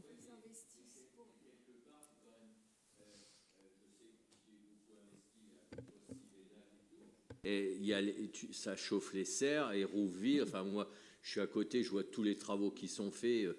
Et puis, c'est quand même un peu désolant de voir ça. Et qu'à vol d'oiseau, l'autre est à côté, quoi. Alors, je te dis, d'un point de vue technique, c'est Oui, sans doute plus compliqué pour eux avec ce qu'on leur demande de brûler, parce qu'en plus, voilà. Mais ce qui n'empêche, enfin, ils ont des réunions à la préfecture une fois par an où on fait le point, et je sais qu'à chaque fois, l'Adréal leur monte les niveaux de performance et qu'eux-mêmes ont des projets d'amélioration, d'investissement pour réduire de manière très notable leur rejet. Merci, Président. Olivier. Oui. Oui. Je voulais rebondir un petit peu sur ce que Denis Leloup disait tout à l'heure, sur les travaux qui sont déjà engagés, alors qui ne le sont pas formellement dans le cadre de notre PCAET, mais qui bien évidemment rentrent dans le bilan que notre PCAET prévoit. Et je crois que c'est important. Et je voulais d'une part indiquer que tous les projets privés, et en particulier privés industriels, peuvent et doivent rentrer dans notre bilan. En ce qui concerne, Calcia vient d'être évoqué, on avait rencontré les directeurs des 4 plus grosses entreprises de notre secteur à l'époque de la première préparation du PCAET, en 2018 ou 2019. Calcia dispose de terrains désormais inutilisés sur lesquels un champ photovoltaïque peut tout à fait être réalisé. Bon, ça n'était pas à l'époque prévu dans la politique du groupe, puisque ce n'est pas au niveau de Ranville que les décisions sont prises, mais un petit peu ailleurs. Il n'empêche que c'est une idée qui peut peut-être être relancée. Et puis, je voulais aussi signaler tous les programmes qui sont réalisés dans le même sens, avec le même objectif, notamment dans le cadre ou avec l'appui du SDEC. Tout le travail qui a été fait au niveau de l'amélioration de l'éclairage public rentre dedans. Les bilans de nos bâtiments communaux et intercommunaux et les travaux d'amélioration qui peuvent être faits, plusieurs communes ont sollicité dans le cadre des différents programmes du SDEC des aides pour réaliser ces travaux-là. Donc tout ça, ça rentre dans notre bilan et c'est déjà lancé. Et c'est pas en parallèle, hein, c'est vraiment en partenariat. Voilà, je voulais simplement le signaler. On peut peut-être demander à notre collègue Annie Frangera de nous dire où en est le projet de Touffreville, parce que je pense que c'est le plus avancé de nos projets photovoltaïques. Eh bien, nous l'avons visité il y a une quinzaine de jours. Les structures sont posées. Les panneaux photovoltaïques sont installés à pas loin de 50%, enfin le jour de la visite. Ça va continuer jusqu'à la fin de l'année et le raccordement électrique se fera au premier trimestre et ça devrait être terminé. Enfin, ça prend vraiment tournure. Et il y a eu une visite où il y a eu quelques personnes de NCPA qui sont venues, des gens d'Oulgat. Je ne sais pas pourquoi ils sont arrivés là, mais moi, j'imagine bien, moi. Par curiosité. Eh bien, c'est tout ce qu'il y a eu, alors que c'était passé en public. Mais enfin bon, vous n'en verrez pas plus parce qu'il y a un grand talus qui est construit le long de la départementale et qui doit en plus être planté pour cacher et protéger les installations. Mais vu au sol, c'est assez impressionnant par rapport au plan qu'on avait. Enfin, ça nous a pris un mandat pour arriver au bout, mais ça ira toujours plus vite que les éoliennes en mer de Courseulles, à mon avis. Oui, c'est vrai. Voilà. Non, ça avance bien. Très bien, merci beaucoup. Alors, d'autres questions sur le PCAET? Oui, pardon, Alexandre. Juste une question, question budget. À quoi est-ce qu'on s'engage en votant ce PCAET en termes de budget? Parce que je vois dans les différentes fiches, on a souvent du budget à préciser ou difficile à chiffrer ou rien. Le vote du PCAET sur le principe, génial. Par contre, est-ce que une fois qu'on vote un PCAET avec toutes les remarques, que ce soit des autorités type MRAE, peut-être des DTM, etc., est-ce que c'est un engagement pour nous sur nos différentes fiches à financer toutes les opérations? Et donc dans ces cas-là, quel est l'ordre de grandeur de ce genre d'opération? Alors la question a déjà été posée à l'origine, je m'en rappelle bien. Non, c'est un document d'objectifs qui fixe des directions, qui donne des moyens pour accéder à ces objectifs, mais qui ne comprend aucun caractère contraignant quant ni d'échéance dans le temps, ni d'urgence ou de priorité de tel ou tel projet. Chaque projet devant faire l'objet, d'une inscription au budget et d'un accord à ce moment-là. C'est-à-dire qu'on ne prend pas le risque de se trouver avec un budget qui sera en déséquilibre ou qui nécessiterait d'augmenter les impôts pour observer de manière stricte ce qui est inscrit dans le PCAET.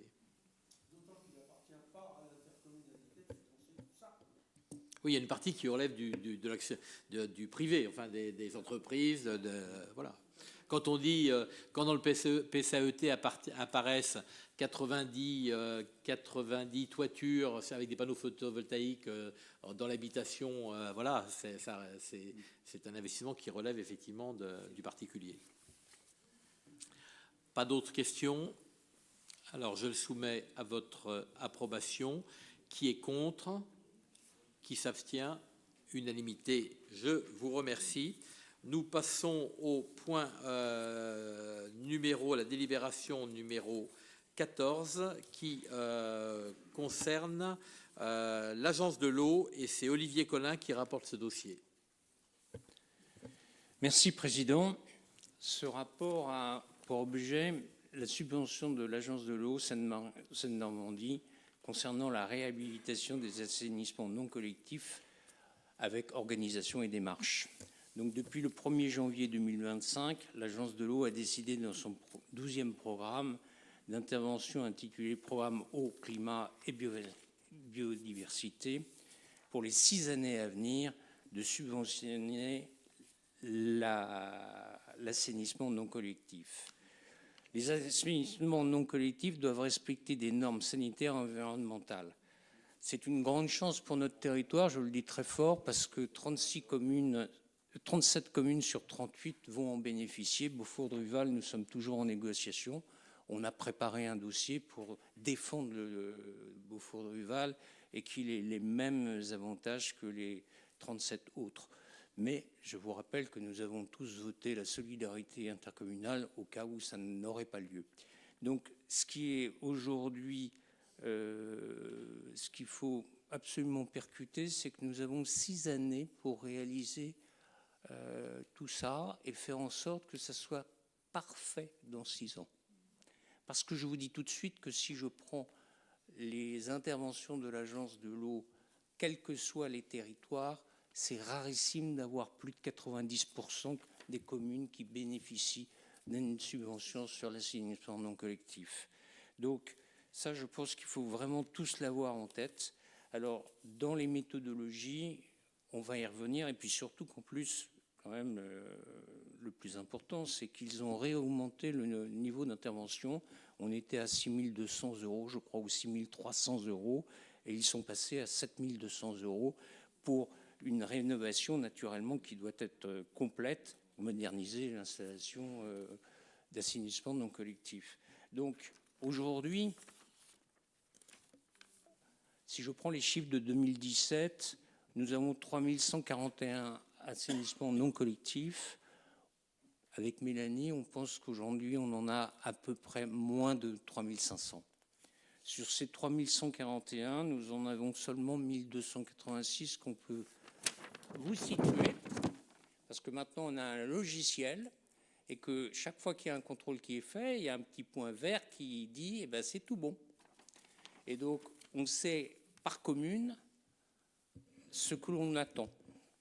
Et donc, aujourd'hui, comme on sait que ce qu'on attend, on a décidé de faire, parce que c'était le deal avec l'agence de l'eau, c'est qu'à partir du moment où ils nous aidaient, il fallait qu'on leur démontre qu'on allait y aller vite et bien, et qu'on avait une méthodologie. Cette méthodologie, elle donne lieu à une chose qu'il faut se rappeler, c'est qu'un assainissement non collectif doit être vérifié au moins tous les 10 ans. C'est obligatoire. Donc aujourd'hui, quand vous vendez un bien, naturellement, le notaire, la première chose que fait le notaire, c'est de demander le certificat. Que ce certificat, naturellement, le notaire fait tout le job. Nous, on est prévenus que ce n'est pas, j'allais dire, conforme, mais le suivi, on n'avait pas le logiciel. Maintenant, on l'a parfaitement. Donc, le logiciel, on sait enregistrer et on sait, j'allais dire, aller rechercher et vérifier. Lorsque vous avez eu des ventes, on peut avoir, et je pense que Emmanuel ne me contrariera pas, sur le fait qu'il a vendu une maison avec un assainissement non collectif et que quelques années après, il a revendu la même maison avec le même assainissement non collectif, toujours pas conforme. Donc aujourd'hui, soyons très clairs, c'est quelque chose qui ne pourra plus avoir lieu. Donc pour cela, on a distribué, si vous voulez, un premier document dans toutes les boîtes aux lettres pour sensibiliser. Ça, c'était la première volonté qui a été faite.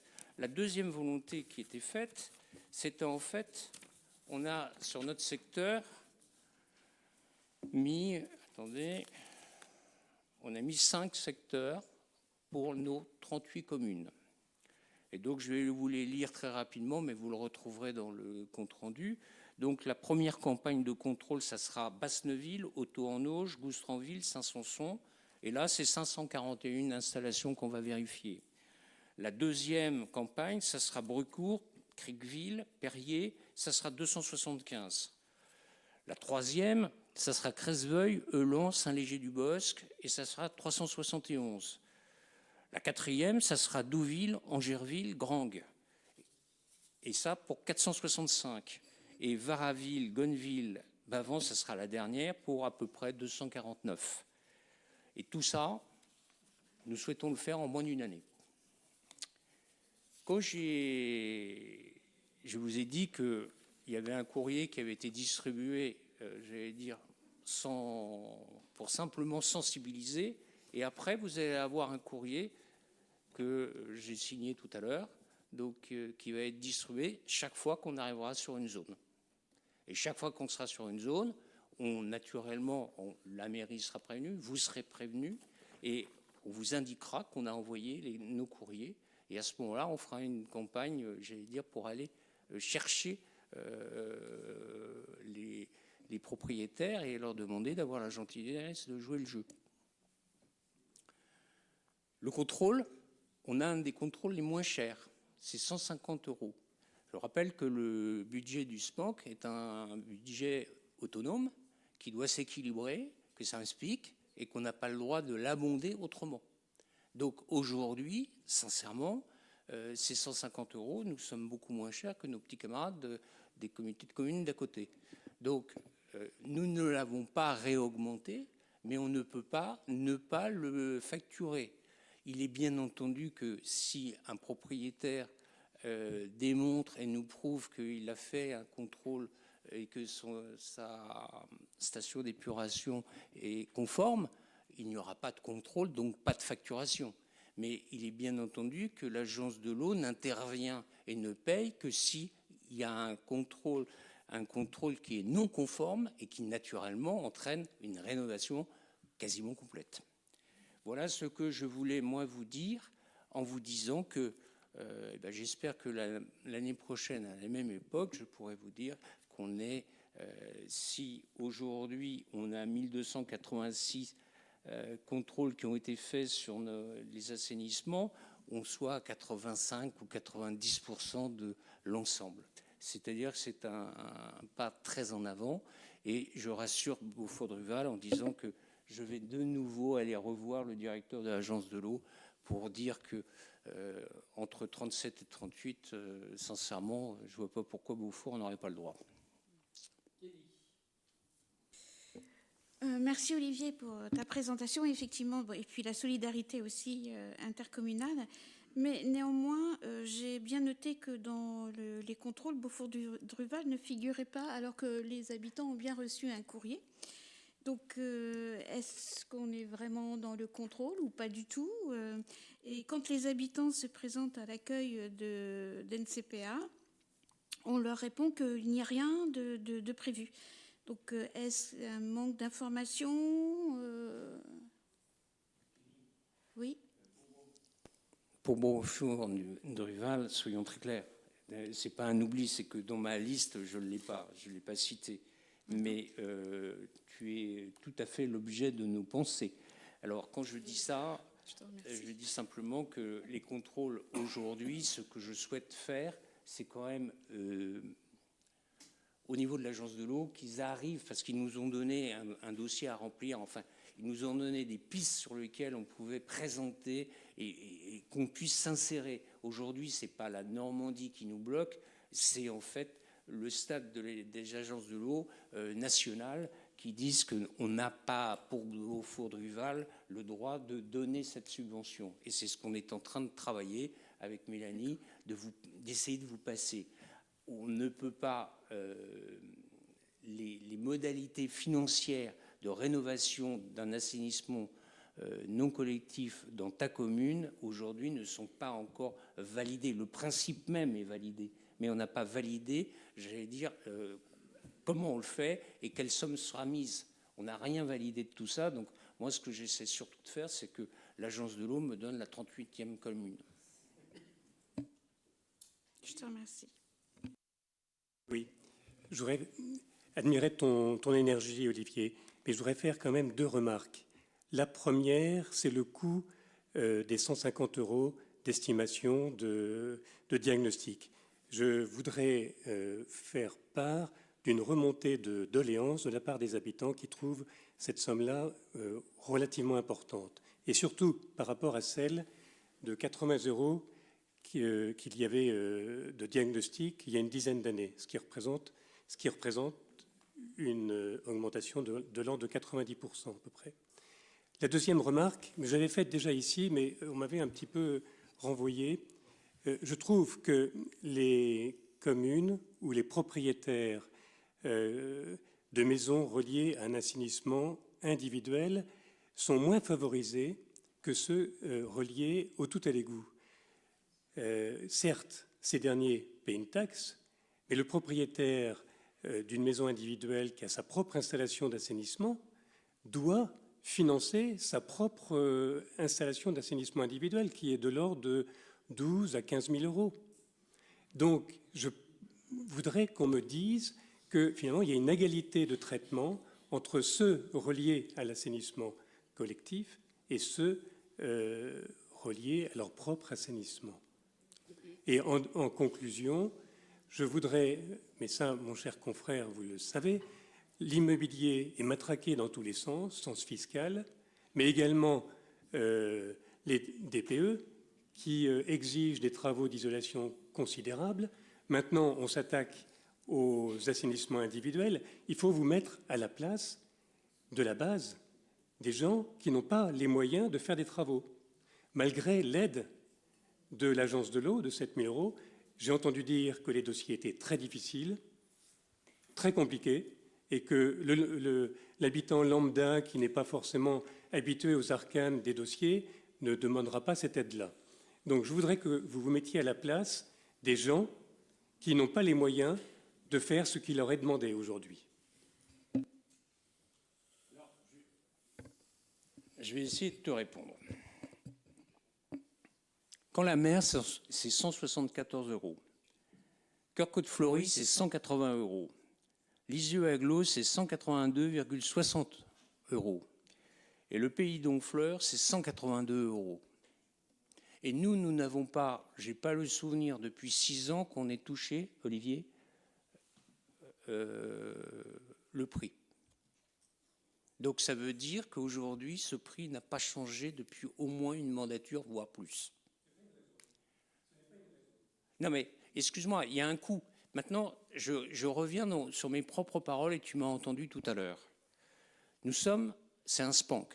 Un SPANC, c'est un SPIC. C'est donc l'obligation d'être en budget autonome et qui doit s'autofinancer. C'est la loi. Si maintenant tu me demandes de ne pas être dans la loi, je ne sais pas comment on fait. Mais là, je me tourne vers le président, je ne sais pas faire. Un SPANC, c'est un budget autonome qui s'autofinance. Ta remarque sur l'assainissement collectif individuel par rapport à l'assainissement collectif. Mais je te donne raison, c'est une chance d'avoir l'assainissement collectif. Mais je le dis très fort, c'est une très grande chance. Je le dis. Mais là, je suis désolé, le budget de l'assainissement collectif s'autofinance. Et effectivement, quand tu me parles de 3141 en 2017, de 3141 installations, ce n'est pas la même importance que l'assainissement collectif. Si je prends Dives-Cabourg-Ouliat, il y a déjà beaucoup plus de 3000 compteurs d'assainissement pour ces 3 communes. Ça n'a rien à voir. La station de Dezulé, si tu veux, elle reprend une partie de Puteaux et le bas de Saint-Léger, etc. Et donc, je dis bien fort, on est bien au-dessus. On est à 5000 équivalents. Oui, c'est 5000 équivalents habitants. Déjà, rien que la station de Dezulé, c'est supérieur à l'assainissement non collectif total de notre territoire. Si tu veux, c'est aussi le choix de l'individu qui décide d'avoir sa maison à tel endroit, loin de reste. Excuse-moi, c'est un choix que tu fais. C'est ce que je vais dire, Didier. Si on choisit de vivre très loin des autres, on ne peut pas demander à avoir l'éclairage public qui fait 10 km pour desservir une maison.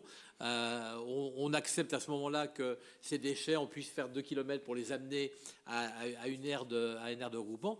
Je rappelle quand même que ceux qui sont en collectif, ils payent la première fois quand ils se branchent, ils payent une taxe pour se brancher sur un réseau qui existe déjà, qui a été payé par les autres. Hein. Donc, le fait d'habiter loin, d'avoir choisi une habitation, parce que souvent c'est un choix, hein, loin des autres, ça ne peut pas se traduire par une autorisation de polluer. Enfin, je vois, nous, les règles auxquelles on est assujettis en tant qu'assainissement collectif, qui sont de plus en plus sérieuses et pointues et qui nécessitent, enfin on le voit quand même, on fait je ne sais plus combien de millions d'euros de travaux sur nos stations pour les remettre à niveau. Voilà, il faut et on est bien conscient, chacun le mesure bien, que on ne peut pas tirer 10 km de réseau pour aller desservir 3 maisons. C'est pas jouable. Premièrement, ça ne fonctionne pas parce que sur des très très longs réseaux, ça dégage de l'H2S. Enfin, il y a des tas de choses qui rentrent en ligne de compte. Voilà, donc ceux qui font à un moment donné le choix de vivre un petit peu loin de tout, eh bien, ça veut dire qu'ils acceptent aussi un certain nombre de suggestions, je pense.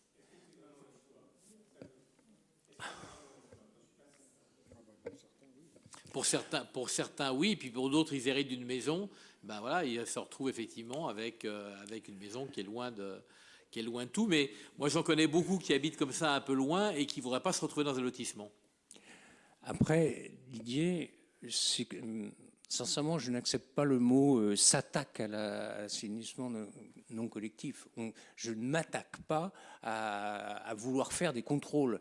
Je dis simplement, j'espère que vous avez tous conscience que devant vous, il y a plusieurs mois, je vous ai dit on était sûrement au 11e plan, en bout, vraiment en bout. Il y a 1 an ou 1 an et demi, je vous ai dit que nous étions en bout de subvention de l'agence de l'eau.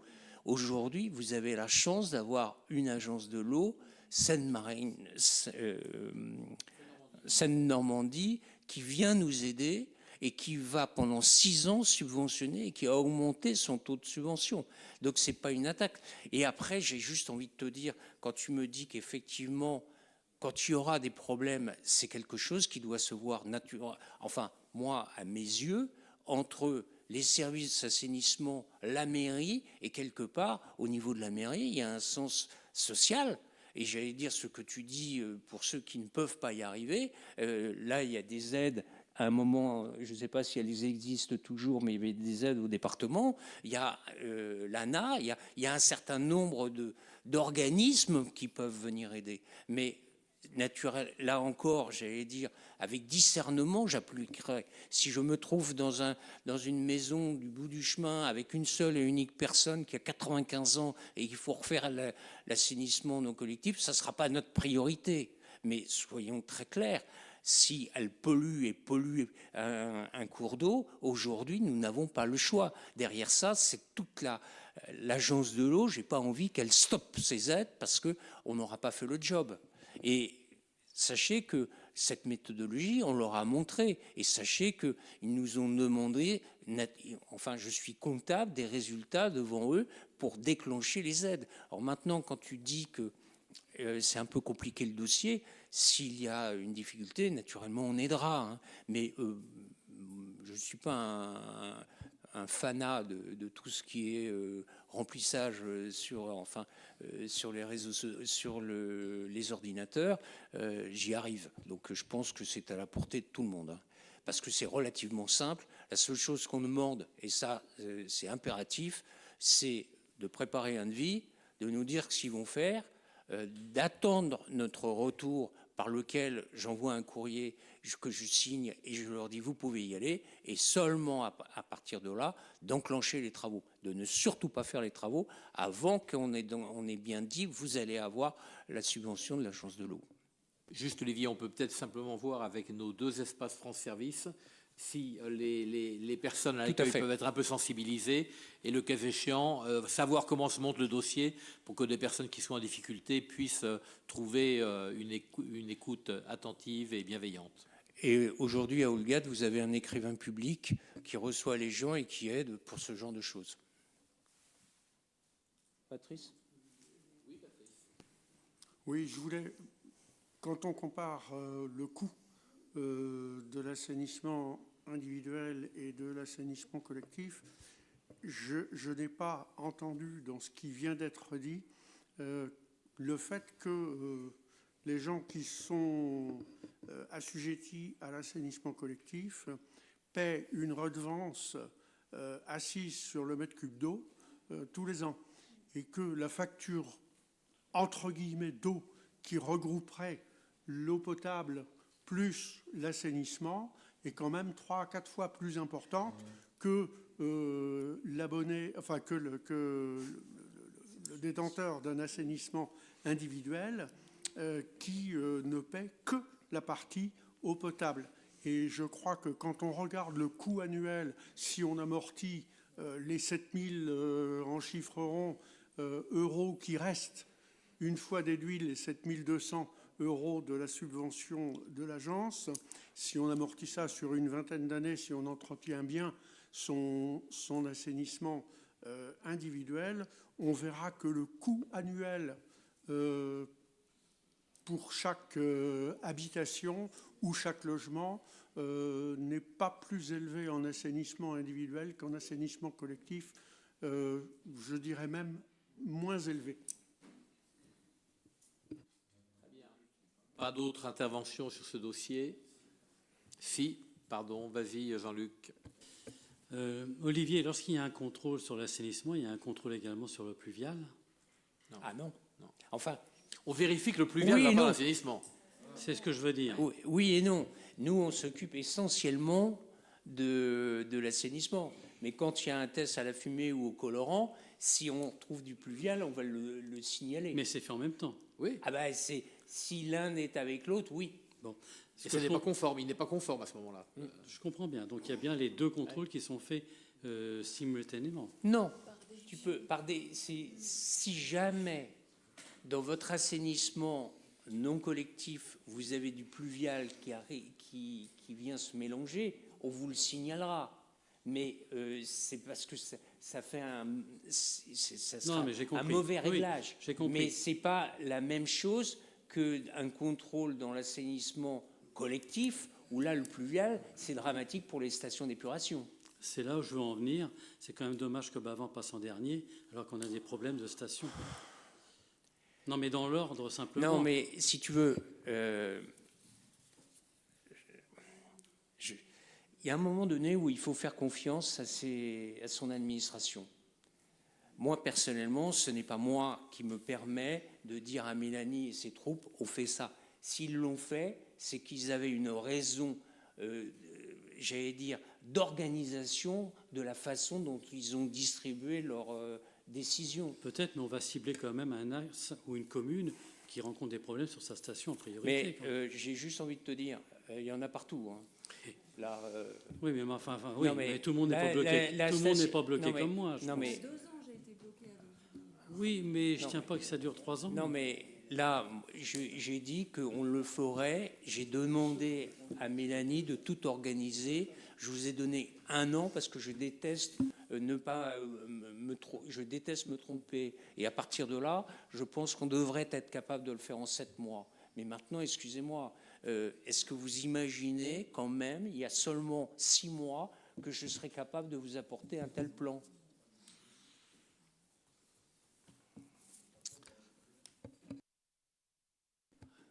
Ok, on peut en terminer avec ce dossier.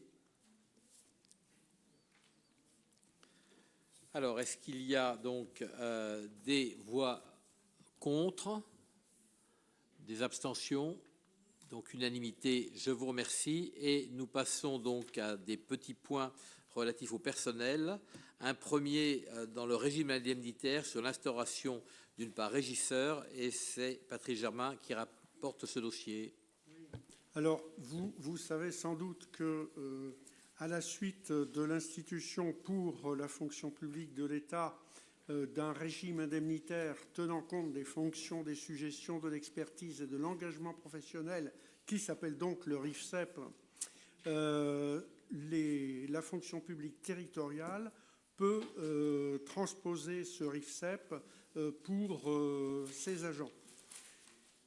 Le RIFSEP est composé d'une part fixe qui est une indemnité liée à la fonction, aux suggestions, à l'expertise, c'est-à-dire au statut et au poste de l'agent, et un complément indemnitaire qui tient compte de l'engagement professionnel et de la manière de servir, donc une part variable en fonction de l'efficacité constatée de l'agent. Il se trouve que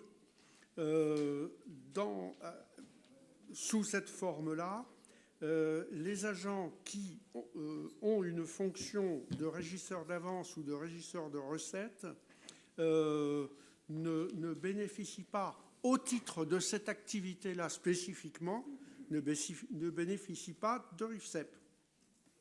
Donc, pour que ces agents puissent en bénéficier, donc au titre d'un complément de part variable lié à cette activité, il convient de créer une part spécifique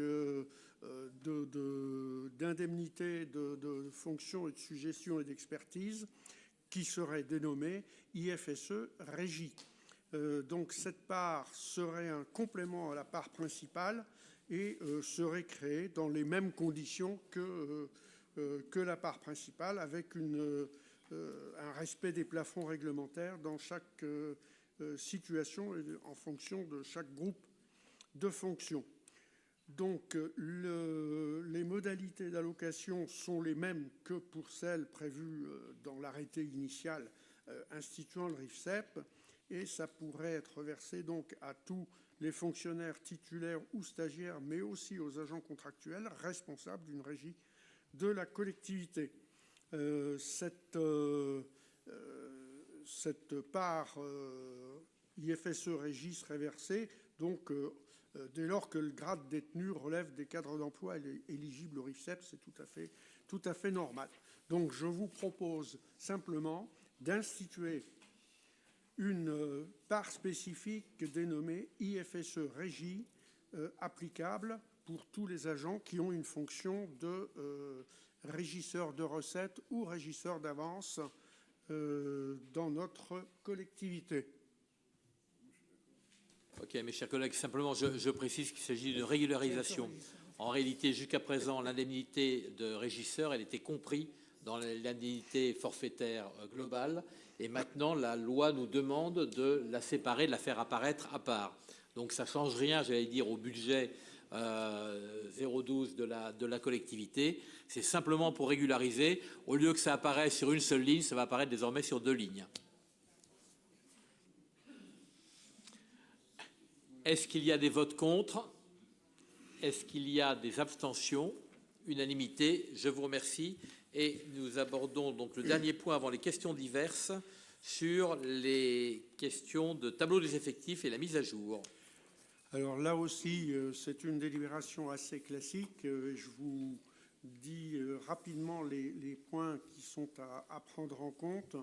Le premier point, c'est que, au titre de la promotion interne, 6 agents ont été présentés par la collectivité pour bénéficier d'une promotion interne. Vous savez que ce n'est pas nous qui décidons directement, je vous prie de m'excuser, mais c'est au niveau du centre de gestion que tout cela est centralisé et décidé, et qu'une liste, un tableau des effectifs de promotion est établi. Nous avons proposé donc 6 agents. 5 d'entre eux ont été retenus par le président du centre de gestion. Donc, il convient de modifier le tableau des effectifs pour permettre effectivement chez nous la promotion de ces agents-là. Donc, 2 agents sur un grade d'agent de maîtrise, un agent sur un grade de technicien, un agent sur un grade de rédacteur et un agent sur un grade d'attaché. En ce qui concerne les relais petite enfance, le nombre d'assistantes maternelles qui sont référencées sur le secteur géographique du relais petite enfance de Dozulé est en augmentation importante. Et compte tenu de la mise en place du service public de petite enfance, il convient de renforcer la capacité de coordination de la communauté de communes. C'est pourquoi il est proposé d'augmenter. Bon, formellement, c'est supprimer un poste à 17,35e et créer un poste à temps complet, mais donc d'augmenter le temps pour aller jusqu'au temps complet sur un poste qui était jusqu'à présent à 17,535e, donc 50% de temps. Pour l'école de musique, un professeur de l'école de musique a sollicité la diminution de son temps de travail avec un passage à 17/20e. Compte tenu du fait que ce passage à 17/20e n'aurait pas d'influence négative sur l'organisation des cours, il est proposé de répondre favorablement à cette demande-là. D'autre part, un professeur de l'école de musique, un autre, dont le temps de travail est fixé à 6,5/20e, effectue depuis septembre 2025 des heures complémentaires relativement importantes. Donc, on propose de les intégrer de façon pérenne dans son temps de travail et de porter celui-ci à 10/20e à compter du 1er octobre 2025. Maison France Service. Compte tenu de l'élargissement progressif des missions dévolues aux référents des maisons France Service, il est nécessaire, et ça a été globalement, le principe a été validé, de recatégoriser les fonctions assurées par les responsables et de faire passer ces responsables de catégorie C en catégorie B. En ce qui nous concerne, nous avons 2 maisons France Service avec 2 responsables. L'un est déjà en catégorie B et donc il vous est proposé de passer l'autre agent qui, lui, est en catégorie C, de le passer en catégorie B. Voilà l'ensemble. Alors, quand on fait vous avez le tableau qui récapitule cela d'une manière très technique avec les créations, les suppressions, mais je vous ai indiqué exactement à quoi ça correspondait. Les conséquences financières sur une année pleine serait de 900 € sur le budget annexe des ordures ménagères et de 35 100 € sur le budget principal. 35 100 € et 900 € qui sont d'ores et déjà inclus dans les votes que nous avons faits, c'est budgété pour l'année 2025. Donc je vous propose de valider l'ensemble de ces évolutions de situation des agents. Alors, juste une toute petite précision, dans le cadre de ce qu'on appelle les dossiers de promotion interne, c'est bien entendu la collectivité qui propose, ouais. Et ce n'est pas le président du centre de gestion, mais le comité technique paritaire qui décide. Oui, c'est lui ensuite qui signe. Le président signe, mais voilà, non, mais pour dire par là, oui, ça passe devant une instance où il y a à la fois les représentants des employeurs et des syndicats pour voilà, qu'il n'y ait pas d'ambiguïté là-dessus. Voilà, donc je vous demande de prendre en compte cette évolution de nos effectifs et des postes. Est-ce qu'il y a des votes contre, des abstentions? Unanimité, je vous remercie.